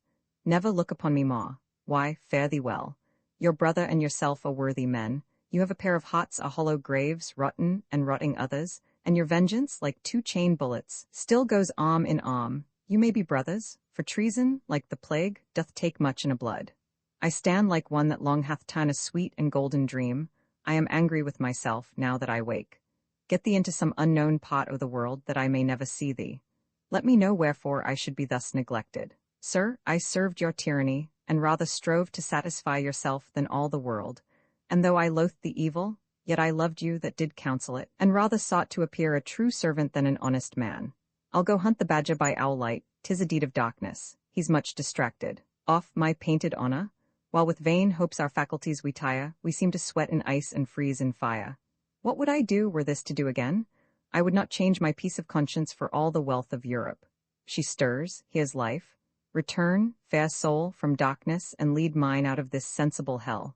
she's warm, she breathes, upon thy pale lips I will melt my heart to star them with fresh colour. Who's there? Some cordial drink. Alas, I dare not call, so pity would destroy pity. Her eye opes, and heaven in it seems to ope that late was shut to take me up to mercy. Antonio? Yes, madam, he is living. The dead bodies you saw were but feigned statues. He's reconciled to your brothers, the Pope hath wrought the atonement. Mercy dies, oh, she's gone again. They're the cords of life broke. O sacred innocence that sweetly sleeps on turtles' feathers, whilst a guilty conscience is a black register wherein is writ all our good deeds and bad, a perspective that shows us hell, that we cannot be suffered to do good when we have a mind to it. This is manly sorrow. These tears, I am very certain, never grew in my mother's milk. My estate is sunk below the degree of fear. Where were these penitent fountains while she was living? Oh, they were frozen up. Here is a sight as direful to my soul, as is the sod unto a wretch hath slain his father. Come, I'll bear thee hence, and execute thy last will. That's deliver thy body to the reverend dispose of some good women, that the cruel tyrant shall not deny me. Then I'll post to Milan, where somewhat I will speedily enact worth my dejection. Act v. Scene Milan, a public place. What think you of my hope of reconcilement to the Aragonese brethren? I misdoubt it, for though they have sent their letters of safe conduct for your repair to Milan, they appear but nets to entrap you. The Marquis of Pescara, under whom you hold certain land and cheat, 107 much gainst his noble nature hath been moved to seize those lands, and some of his dependents are at this instant making it their suit to be invested in your revenues. I cannot think they mean well to your life that do deprive you of your means of life, your living. You are still an heretic 108 to any safety I can shape myself. Here comes the Marquis. I will make myself petitioner for some part of your land, to know whither it is flying. I pray do, sir, I have a suit to you. To me, an easy one. There is the citadel of St. Bennet, with some demesnes, of late in the possession of Antonio Bologna. Please you bestow them on me. You are my friend, but this is such a suit, not fit for me to give, nor you to take. No, sir, I will give you ample reason fought soon in private. He is the cardinal's mistress. My lord, I am grown your poor petitioner, and should be an ill beggar, had I not a great man's letter here, the cardinal's, to court you in my favour. Gives a letter. He entreats for you the citadel of St. Bennet, that belonged to the banished Bologna. Yes, I could not have thought of a friend I could rather pleasure with it. 'Tis yours. Sir, I thank you, and he shall know how doubly I am engagged both in your gift and speediness of giving which makes your grant the greater. How they fortify themselves with my ruin? Sir, I am little bound to you. Why? Because you denied this suit to me and gave to such a creature. Do you know what it was? It was Antonio's land, not forfeited by cause of law, but ravished from his throat by the cardinal's entreaty. It were not fit I should bestow so main a piece of wrong upon my friend. 'Tis a gratification only due to a strumpet, for it is injustice. Shall I sprinkle the pure blood of innocence to make those followers I call my friends look ruddier upon me? I am glad this land, ta'en from the owner by such wrong, returns again unto so foul an use as salary for his lust. Learn, good Delio, to ask noble things of me, and you shall find I'll be a noble giver. You instruct me well. Why, here's a man now would fright impudence from sauciest beggars. Prince Ferdinand's come to Milan sick as they give out of an apoplexy, but some say 'tis a frenzy. I am going to visit him. 'Tis a noble old fellow. What cost do you mean to take, Antonio? This night I mean to venture all my fortune, which is no more than a poor lingering life, to the cardinal's worst of malice. I have got private access to his chamber, and intend to visit him about the mid of night, as once his brother did our noble Duchess. It may be that the sudden apprehension of danger, for I'll go in mine own shape, when he shall see it freight 109 with love and duty, may draw the poison out of him, and work a friendly reconcilement. If it fail, yet it shall rid me of this infamous calling, for better fall once than be ever falling. I'll second you in all danger, and howe'er my life keeps rank with yours, you are still my loved and best friend. Seen room into a gallery in the residence of the Cardinal and Ferdinand. Now, doctor, may I visit your patient? If't please your lordship, but he's instantly to take the air here in the gallery by my direction. Pray thee, what's his disease? A very pestilent disease, my lord, they call lycanthropia. What's that? I need a dictionary taught, I'll tell you. In those that are possessed with their offlows such melancholy humour, they imagine themselves to be transformed into wolves, steal forth to churchyards in the dead of night, and dig dead bodies up. As 2 nights since one met the Duke about midnight in a lane behind St. Mark's Church, with the leg of a man upon his shoulder, and he howled fearfully. Said he was a wolf, only the difference was, a wolf's skin was hairy on the outside, his on the inside, bade them take their swords, rip up his flesh, and try. Straight I was sent for, and having ministered to him, found his grace very well recovered. I am glad on't, yet not without some fear of a relapse. If he grow to his fit again, I'll go a nearer way to work with him than ever Paracelsus dreamed of. If they'll give me leave, I'll buffet his madness out of him. Stand aside, he comes. Now let me come to him. Are you mad, my lord? Are you out of your princely wits? What's he? Your doctor. Doctor, he did not fear you thoroughly. True, I was somewhat too forward. Mercy upon me, what a fatal judgment hath fallen upon this Ferdinand. Knows your grace what accident hath brought unto the prince this strange distraction? Aside, I must feign somewhat. Thus they say it grew. You have heard it rumored, for these many years none of our family dies, but there is seen the shape of an old woman, which is given by tradition to us to have been murdered by her nephews for her riches. Such a figure one night, as the prince sat up late at's book, appeared to him, when crying out for help, the gentleman of's chamber found his grace all on a cold sweat, altered much in face and language. Since which apparition, he hath grown worse and worse, and I much fear he cannot live. Sir, I would speak with you. Will leave your grace, wishing to the sick prince, our noble lord, all health of mind and body. You are most welcome. Are you come? So, aside, this fellow must not know by any means I had intelligence in our Duchess' death, for though I counselled it, the full of all engagement seemed to grow from Ferdinand. Now, sir, how fares our sister? I do not think but sorrow makes her look like to an oft-dyed garment. She shall now take comfort from me. Why do you look so wildly? Oh, the fortune of your master, here the prince dejects you, but be you of happy comfort. If you'll do one thing for me I'll entreat, though he had a cold tombstone on his bones, I'd make you what you would be. Anything? Give it me in a breath and let me fly taut. They that think long small expedition win, from using much oth end cannot begin. Sir, will you come in to supper? I am busy, leave me, aside. What an excellent shape hath that fellow. 'Tis thus. Antonio lurks here in Milan, inquire him out and kill him. While he lives, our sister cannot marry, and I have thought of an excellent match for her. Do this, and style me thy advancement. But by what means shall I find him out? There is a gentleman called Delio here in the camp that hath been long approved his loyal friend. Set I upon that fellow, follow him to mass, maybe Antonio, although he do account religion but a school name, for fashion of the world may accompany him, or else go inquire out Delio's confessor, and see if you can bribe him to reveal it. There are 1,000 ways a man might find to trace him. As to know what fellows haunt the Jews for taking up great sums of money, for sure he's in want, or else to go to the picture makers, and learn who bought 115 her picture lately. Some of these happily may take. Well, I'll not freeze ith business. I would see that wretched thing, Antonio, above all sights ith world. Do, and be happy. This fellow doth breed basilisks in's eyes, he's nothing else but murder, yet he seems not to have notice of the Duchess' death. 'Tis his cunning, I must follow his example, there cannot be a surer way to trace than that of an old fox. So, sir, you are well met. How now? Nay, the daws are fast enough. Now, sir, I will make you confess your treachery. Treachery?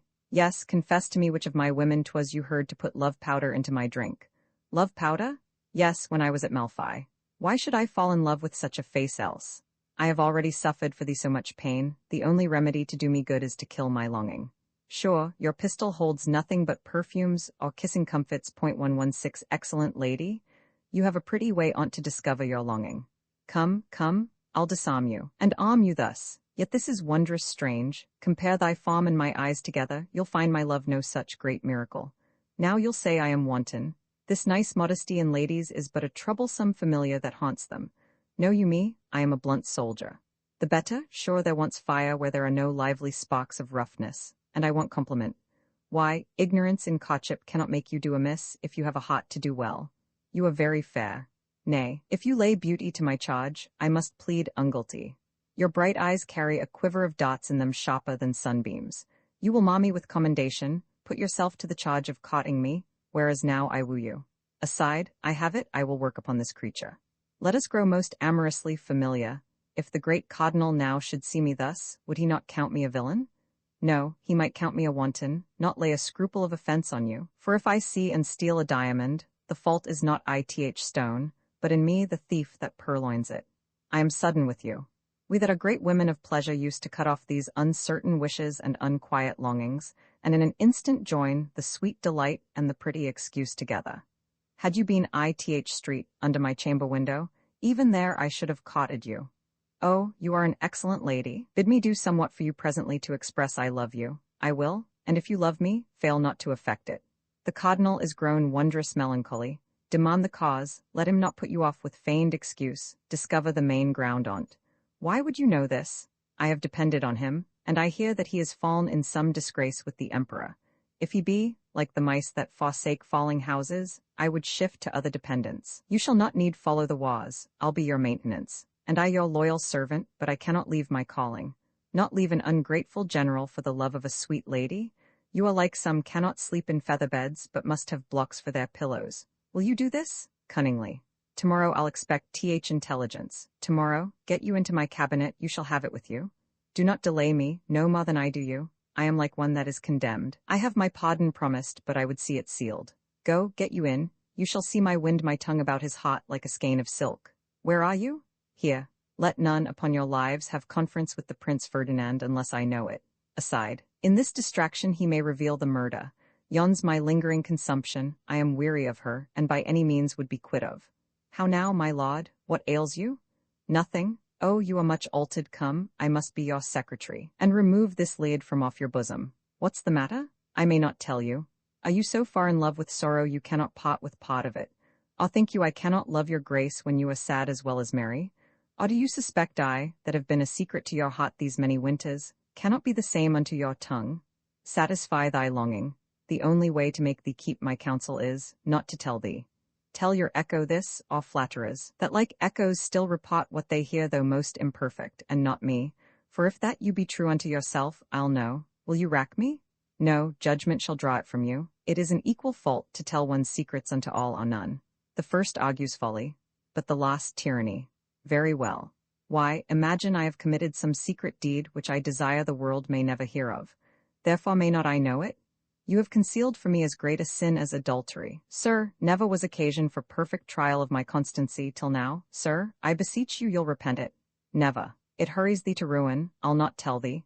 Be well advised, and think what danger 'tis to receive a prince's secrets. They that do, had need have their breasts hooped with adamant to contain them. I pray thee, yet be satisfied, examine thine own frailty. 'Tis more easy to tie knots than unloose them. 'Tis a secret that, like a lingering poison, may chance lie spread in thy veins and kill thee 7 year hence. Now you dally with me. No more, thou shalt know it. By my appointment the great Duchess of Malfi and 2 of her young children, 4 nights since, were strangled. O heaven, sir, what have you done? How now? How settles this? Think you your bosom will be a grave dark and obscure enough for such a secret? You have undone yourself, sir. Why, it lies not in me to conceal it. No, come, I will swear you taught upon this book, most religiously. Kiss it. She kisses the book. Now you shall never utter it, thy curiosity hath undone thee, thou art poisoned with that book. Because I knew thou couldst not keep my counsel, I have bound thee taught by death. For pity's sake, hold. Ha, Basola? I forgive you this equal piece of justice you have done, for I betrayed your counsel to that fellow. He overheard it, that was the cause I said it lay not in me to conceal it. O foolish woman, couldst not thou have poisoned him? 'Tis weakness, too much to think what should have been done. I go, I know not whither. Dies. Wherefore comest thou hither? That I might find a great man like yourself, not out of his wits as the Lord Ferdinand, to remember my service. I'll have thee hewed in pieces. Make not yourself such a promise of that life which is not yours to dispose of. Who placked thee here? Her lust, as she intended. Very well, now you know me for your fellow murderer. And wherefore should you lay fair marble colours upon your rotten purposes to me? Unless you imitate some that do plot great treasons, and when they have done, go hide themselves ith grave of those where actors int. No more, there is a fortune attends thee. Shall I go suit a fortune any longer? 'Tis the fool's pilgrimage. I have honours in store for thee. There are many ways that conduct to seeming honour, and some of them very dirty ones. Throw to the devil thy melancholy. The fire burns well. What need we keep a stirring oft and make a great a smother? 117 Thou wilt kill Antonio? Yes, take up that body. I think I shall shortly grow the common beer for churchyards. I will allow thee some dozen of attendants to aid thee in the murder. Come to me after midnight, to help to remove that body to her own lodging. I'll give out she died o' plague. 'Twill breed the less inquiry after her death. Was Castruccio her husband? He's rode to Naples to take possession of Antonio's citadel. Believe me, you have done a very happy turn. Fail not to come. There is the master key of our lodgings, and by that you may conceive what trust I plant in you. You shall find me ready. O poor Antonio, though nothing be so needful to thy estate as pity, yet I find nothing so dangerous. I must look to my footing. In such slippery ice pavements men had need to be frost-nailed well, they may break their necks else. The precedents here afore me. How this man bears up in blood. Seems fearless? Why, 'tis well. Security some men call the suburbs of hell, only a dead wall between. Well, good Antonio, I'll seek thee out, and all my care shall be to put thee into safety from the reach of these most cruel biters that have got some of thy blood already. It may be, I'll join with thee in a most just revenge. The weakest arm is strong enough that strikes with the sod of justice. Still methinks the Duchess haunts me, there. 'Tis nothing but my melancholy. O penitence, let me truly taste thy cup that throws men down only to raise them up. Scene Roman 3 a fortification. Yon's the cardinal's window. This fortification grew from the ruins of an ancient abbey, and to yon side O.Th. river lies a wall, piece of a cloister, which in my opinion gives the best echo that you ever heard, so hollow and so dismal, and withal so plain in the distinction of our words, that many have supposed it is a spirit that answers. I do love these ancient ruins. We never tread upon them, but we set our foot upon some reverend history. And questionless, here in this open cot, which now lies naked to the injuries of stormy weather, some men lie interred loved the church so well, and gave so largely taught, they thought it should have canopied their bones till doomsday. But all things have their end, churches and cities which have diseases like to men, must have like death that we have. Like death that we have. Now the echo hath caught you, it groaned methought and gave a very deadly accent, I told you 'twas a pretty one. You may make it a huntsman, or a falconer, a musician, or a thing of sorrow. A thing of sorrow? Aye, sure, that suits it best. 'Tis very like my wife's voice. Aye, wife's voice. Come, let us walk further from tea. I would not have you go to the cardinal's tonight, do not. Wisdom doth not more moderate wasting sorrow than time. Take time thought, be mindful of thy safety, Necessity compels me. Make scrutiny through the passages of your own life, you'll find it impossible to fly your fate. Oh, fly your fate? Hawk, the dead stones seem to have pity on you, and give you good counsel. Echo, I will not talk with thee, for thou art a dead thing. My Duchess is asleep now, and her little ones I hope sweetly. Oh heaven, shall I never see her ma? I mocked not one repetition of the echo but that, and on the sudden a clear light presented me a face folded in sorrow. Your fancy merely. Come, I'll be out of this ague, for to live thus is not indeed to live. It is a mockery and abuse of life. I will not henceforth save myself by halves, lose all, or nothing. Your own virtue save you? I'll fetch your eldest son and second you.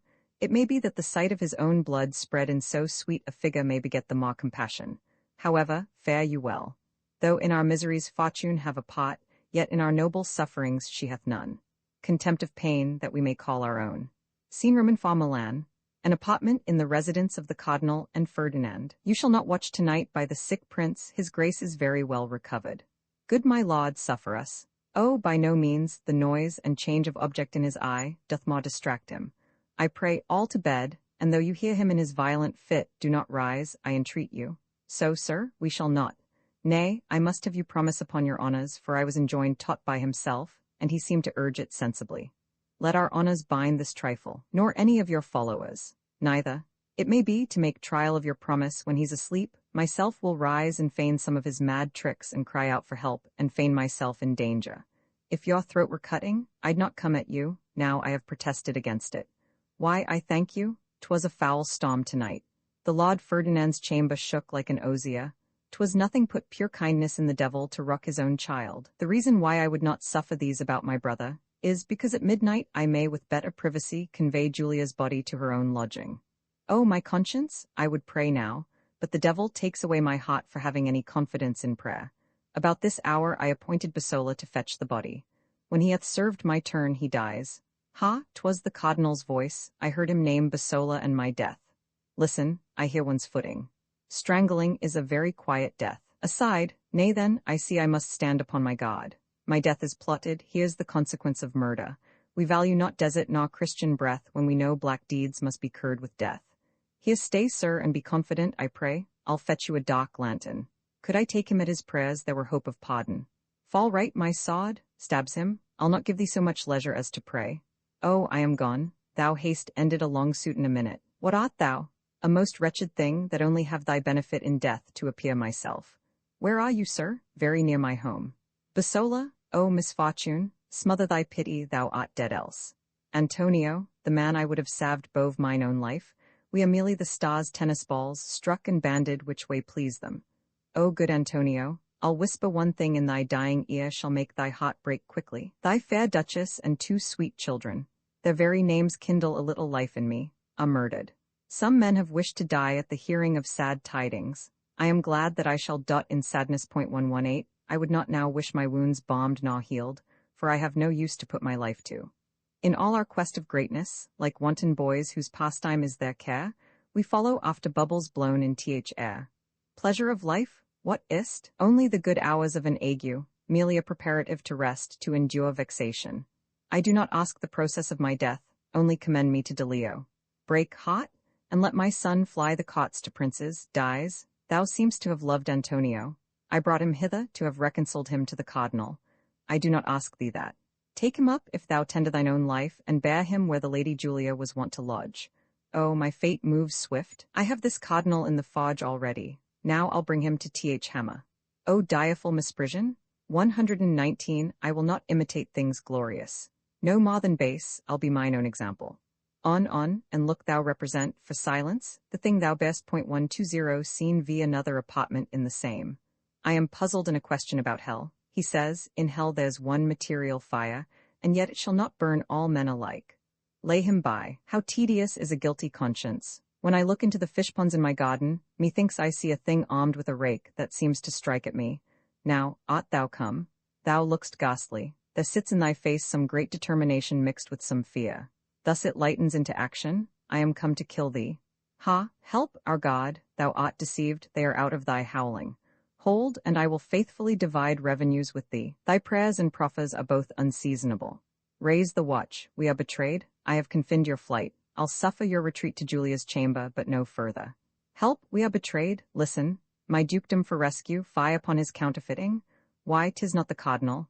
Yes, 'tis he, but I'll see him hanged ere I'll go down to him. He has a plot upon me, I am assaulted, I am lost unless some rescue. He doth this pretty well, but it will not serve to laugh me out of mine honour. The sod's at my throat. You would not bawl so loud then. Come, let's go to bed. He told us this much aforehand. He wished you should not come at him, but believe it, the accent of the voice sounds not in jest. I'll down to him howsoever, and with engines force ope the doors. Let's follow him aloof, and note how the cardinal will laugh at him. There's for you first, cause you shall not unbarricade the door to let in rescue. Kills the servant. What cause haste thou to pursue my life? Look there. Antonio, slain by my hand unwittingly. Pray and be sudden. When thou killedst thy sister, thou tookst from justice her most equal balance and left her naught but her sod. O mercy, now it seems thy greatness was only outward, for thou fall'st faster of thyself than calamity can drive thee.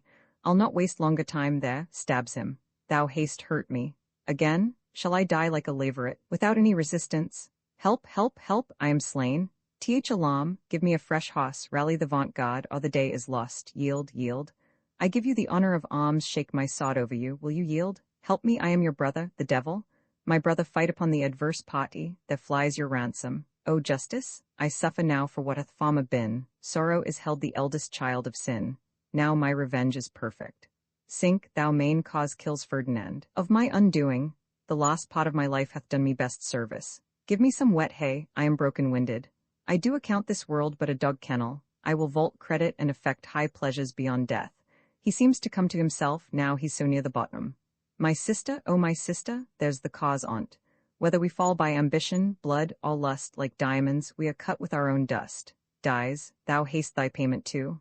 Yes, I hold my weary soul in my teeth, 'tis ready to part from me.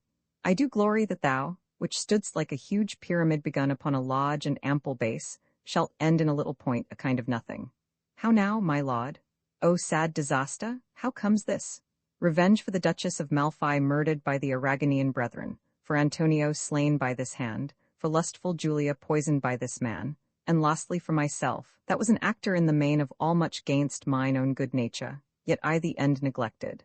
How now, my lord? Look to my brother. He gave us these large wounds as we were struggling here ith rushes, and now, I pray, let me be laid by and never thought of. Dies. How fatally, it seems, he did withstand his own rescue. Thou wretched thing of blood, how came Antonio by his death? In a mist, I know not how, such a mistake as I have often seen in a play. Oh, I am gone. We are only like dead walls or vaulted graves that, ruined, yield no echo. Fare you well. It may be pain but no harm to me to die in so good a quarrel. Oh, this gloomy world! In what a shadow, or deep pit of darkness, doth womanish and fearful mankind live? Let worthy minds ne'er stagger in distrust to suffer death or shame for what is just. Mine is another voyage. Dies. The noble Delio, as I came to Th Palace, told me of Antonio's being here, and showed me a pretty gentleman, his son and heir. Oh, sir, you come too late. I heard so, and was armed fought ere I came. Let us make noble use of this great ruin, and join all our force to establish this young hopeful gentleman in's mother's right. These wretched eminent things leave no more fame behind 'em than should one fall in a frost, and leave his print in snow. As soon as the sun shines, it ever melts, both form and matter. I have ever thought nature doth nothing so great for great men as when she's pleased to make them lauds of truth. Integrity of life is fame's best friend, which nobly, beyond death, shall crown the end. Colofin, the Duchess of Malfi, was published in 1623 by John Webster. This ebook was produced for Standard eBooks by B. Timothy Keith, and is based on a transcription produced in 2000 by Gary A. Young and David Widger for Project Gutenberg, and on digital scans from the Internet Archive. The cover page is adapted from Portrait of a Couple and Four Children, a painting completed between 1620–1625 by Anonymous. The cover and title pages feature the League Spartan and Sots Mill Gaudy typefaces created in 2014 and 2009 by the League of Movable Type. This edition was released on June 26, 2025, 7:46 p.m., and is based on revision 3D 29085. The first edition of this ebook was released on January 9, 2021, 2:52 a.m. You can check for updates to this ebook, view its revision history, or download it for different e-reading systems at standardbooksorg/ebooks/John Webster/The Duchess of Malfi. The volunteer-driven Standard eBooks project relies on readers like you to submit typos, corrections, and other improvements. Anyone can contribute at Standard Booksorg. To the R.T. Hun. George Harding, Baron Berkeley, one of Berkeley Castle, and Knight of the Order of the Bath to the illustrious Prince Charles. My noble lord, that I may present my excuse why, being a stranger to your lordship, I offer this poem to your patronage, I plead this warrant. Men who never saw the sea yet desire to behold that regiment of waters, choose some eminent river to guide them thither, and make that, as it were, their conduct or postilion. By the like ingenious means has your fame arrived at my knowledge, receiving it from some of worth, who both in contemplation and practice owe to your honor their clearest service. I do not altogether look up at your title, the ancientest nobility being but a relic of time past, and the truest honor indeed being for a map to confer honor on himself, which your learning strives to propagate, and shall make you arrive at the dignity of a great example. I am confident this work is not unworthy your honor's perusal, for by such poems as this poets have kissed the hands of great princes, and drawn their gentle eyes to look down upon their sheets of paper, when the poets themselves were bound up in their winding sheets. The like courtesy from your lordship shall make you live in your grave, and laurels spring out of it, when the ignorant scorners of the muses, that like worms in libraries, seem to live only to destroy learning, shall wither neglected and forgotten. This work and myself I humbly present to your approved censure, it being the utmost of my wishes to have your honorable self, my weighty and perspicuous comment, which grace so done me shall ever be acknowledged by your lordships in all duty and observance. John Webster. Dramatis Personae Ferdinand Duke of Calabria, Cardinal his brother Antonio Bologna. Steward of the household to the Duchess de Leo, his friend Daniel de Bassola. Gentleman of the host to the Duchess Castruccio, an old Lord Marquis of Pescara Count Malizzi Rodrigo, Silvio, Griselan, Lords Doctor the several madmen Duchess of Malfi Cariola her woman Julia, Castruccio's wife, and the Cardinal's mistress old ladies. 3 young children, 2 pilgrims, executioners, court officers, and attendants seen, Malfi, Rome, Loreto, and Milan. And notes the 12th Lord Berkeley. My good lord, says Massinger, inscribing the renegado to him, to be honored for old nobility or hereditary titles, is not alone proper to yourself, but to some few of your rank, who may challenge the like privilege with you. But in our age to vouchsafe, as you have often done, a ready hand to raise the dejected spirits of the contemned sons of the Muses, such as would not suffer the glorious fire of Poesy to be wholly extinguished, is so remarkable and peculiar to your lordship, that, with a full vote and suffrage, it is acknowledged that the patronage and protection of the dramatic poem is yours and almost without a rival.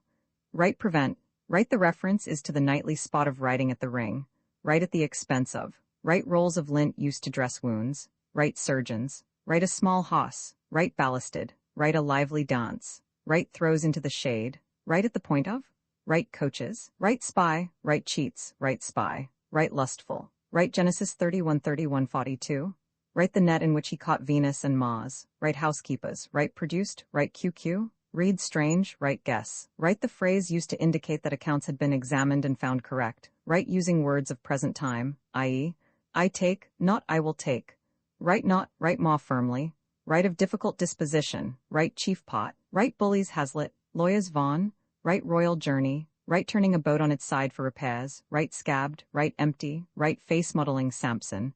There's a plain statement of your practices. Right blue like those of a woman with child, right scurf, right person of highest influence, right hysteria, right this year, right clearly, right youngster, right crossness, right always, right the meanest servants, right at once, right cast his horoscope, right making an astrological calculation, right going to the root of the matter, right, i.e., on his handkerchief, right addressing the lantern, right the rest not considered. Right a piece of news, right cleverly contrived, right religious recluse, right experienced, right sick, right medicinal, right strong broth. Right the mandrake was supposed to give forth shrieks when uprooted, which drove the hearer mad. Right unchaste, right supposed to be a sign of folly. Right throw the hammer, right boil to shreds. Dice. QQ to boil, right wealth, right lampoons, right plowshares, right spying, right deceptions, right soothing, right QQ, reed slight, right powder of orris root, right wheels of craft, right certificate that the books were found correct, right the badge of a steward, right spies, right lot, right for Plutus, right quick steps, right miss, right remains, right profession, right a decorated hoss cloth, used only when the cot is traveling, right the first quarto has in the margin. The author disclaims this ditty to be his. Right small birds, right his visit, right curtain, right the wife of Brutus who died by swallowing fire, right by artificial means, right profession, right spying, right band, right bands, right boil, right punning on the two senses of die and con, right from exporting his grain, right optical glass, right the Geneva Bible, right petticoat, right coach, right a warm drink containing milk, wine, etc. right receptacle, right a drug supposed to ooze from embalmed bodies, right curdled, right trial, right an exclamation of impatience, right an escheat, here in fee, right disbeliever, right fraught, right a dog which worries sheep, right a fabulous serpent that killed by its glance, right cut a caper, right broth, right skeletons, right so dice. QQ, brought, right perfumed sweetmeats for the breath, right smoke, right reality, right mistake, right i.e., the dead body, right?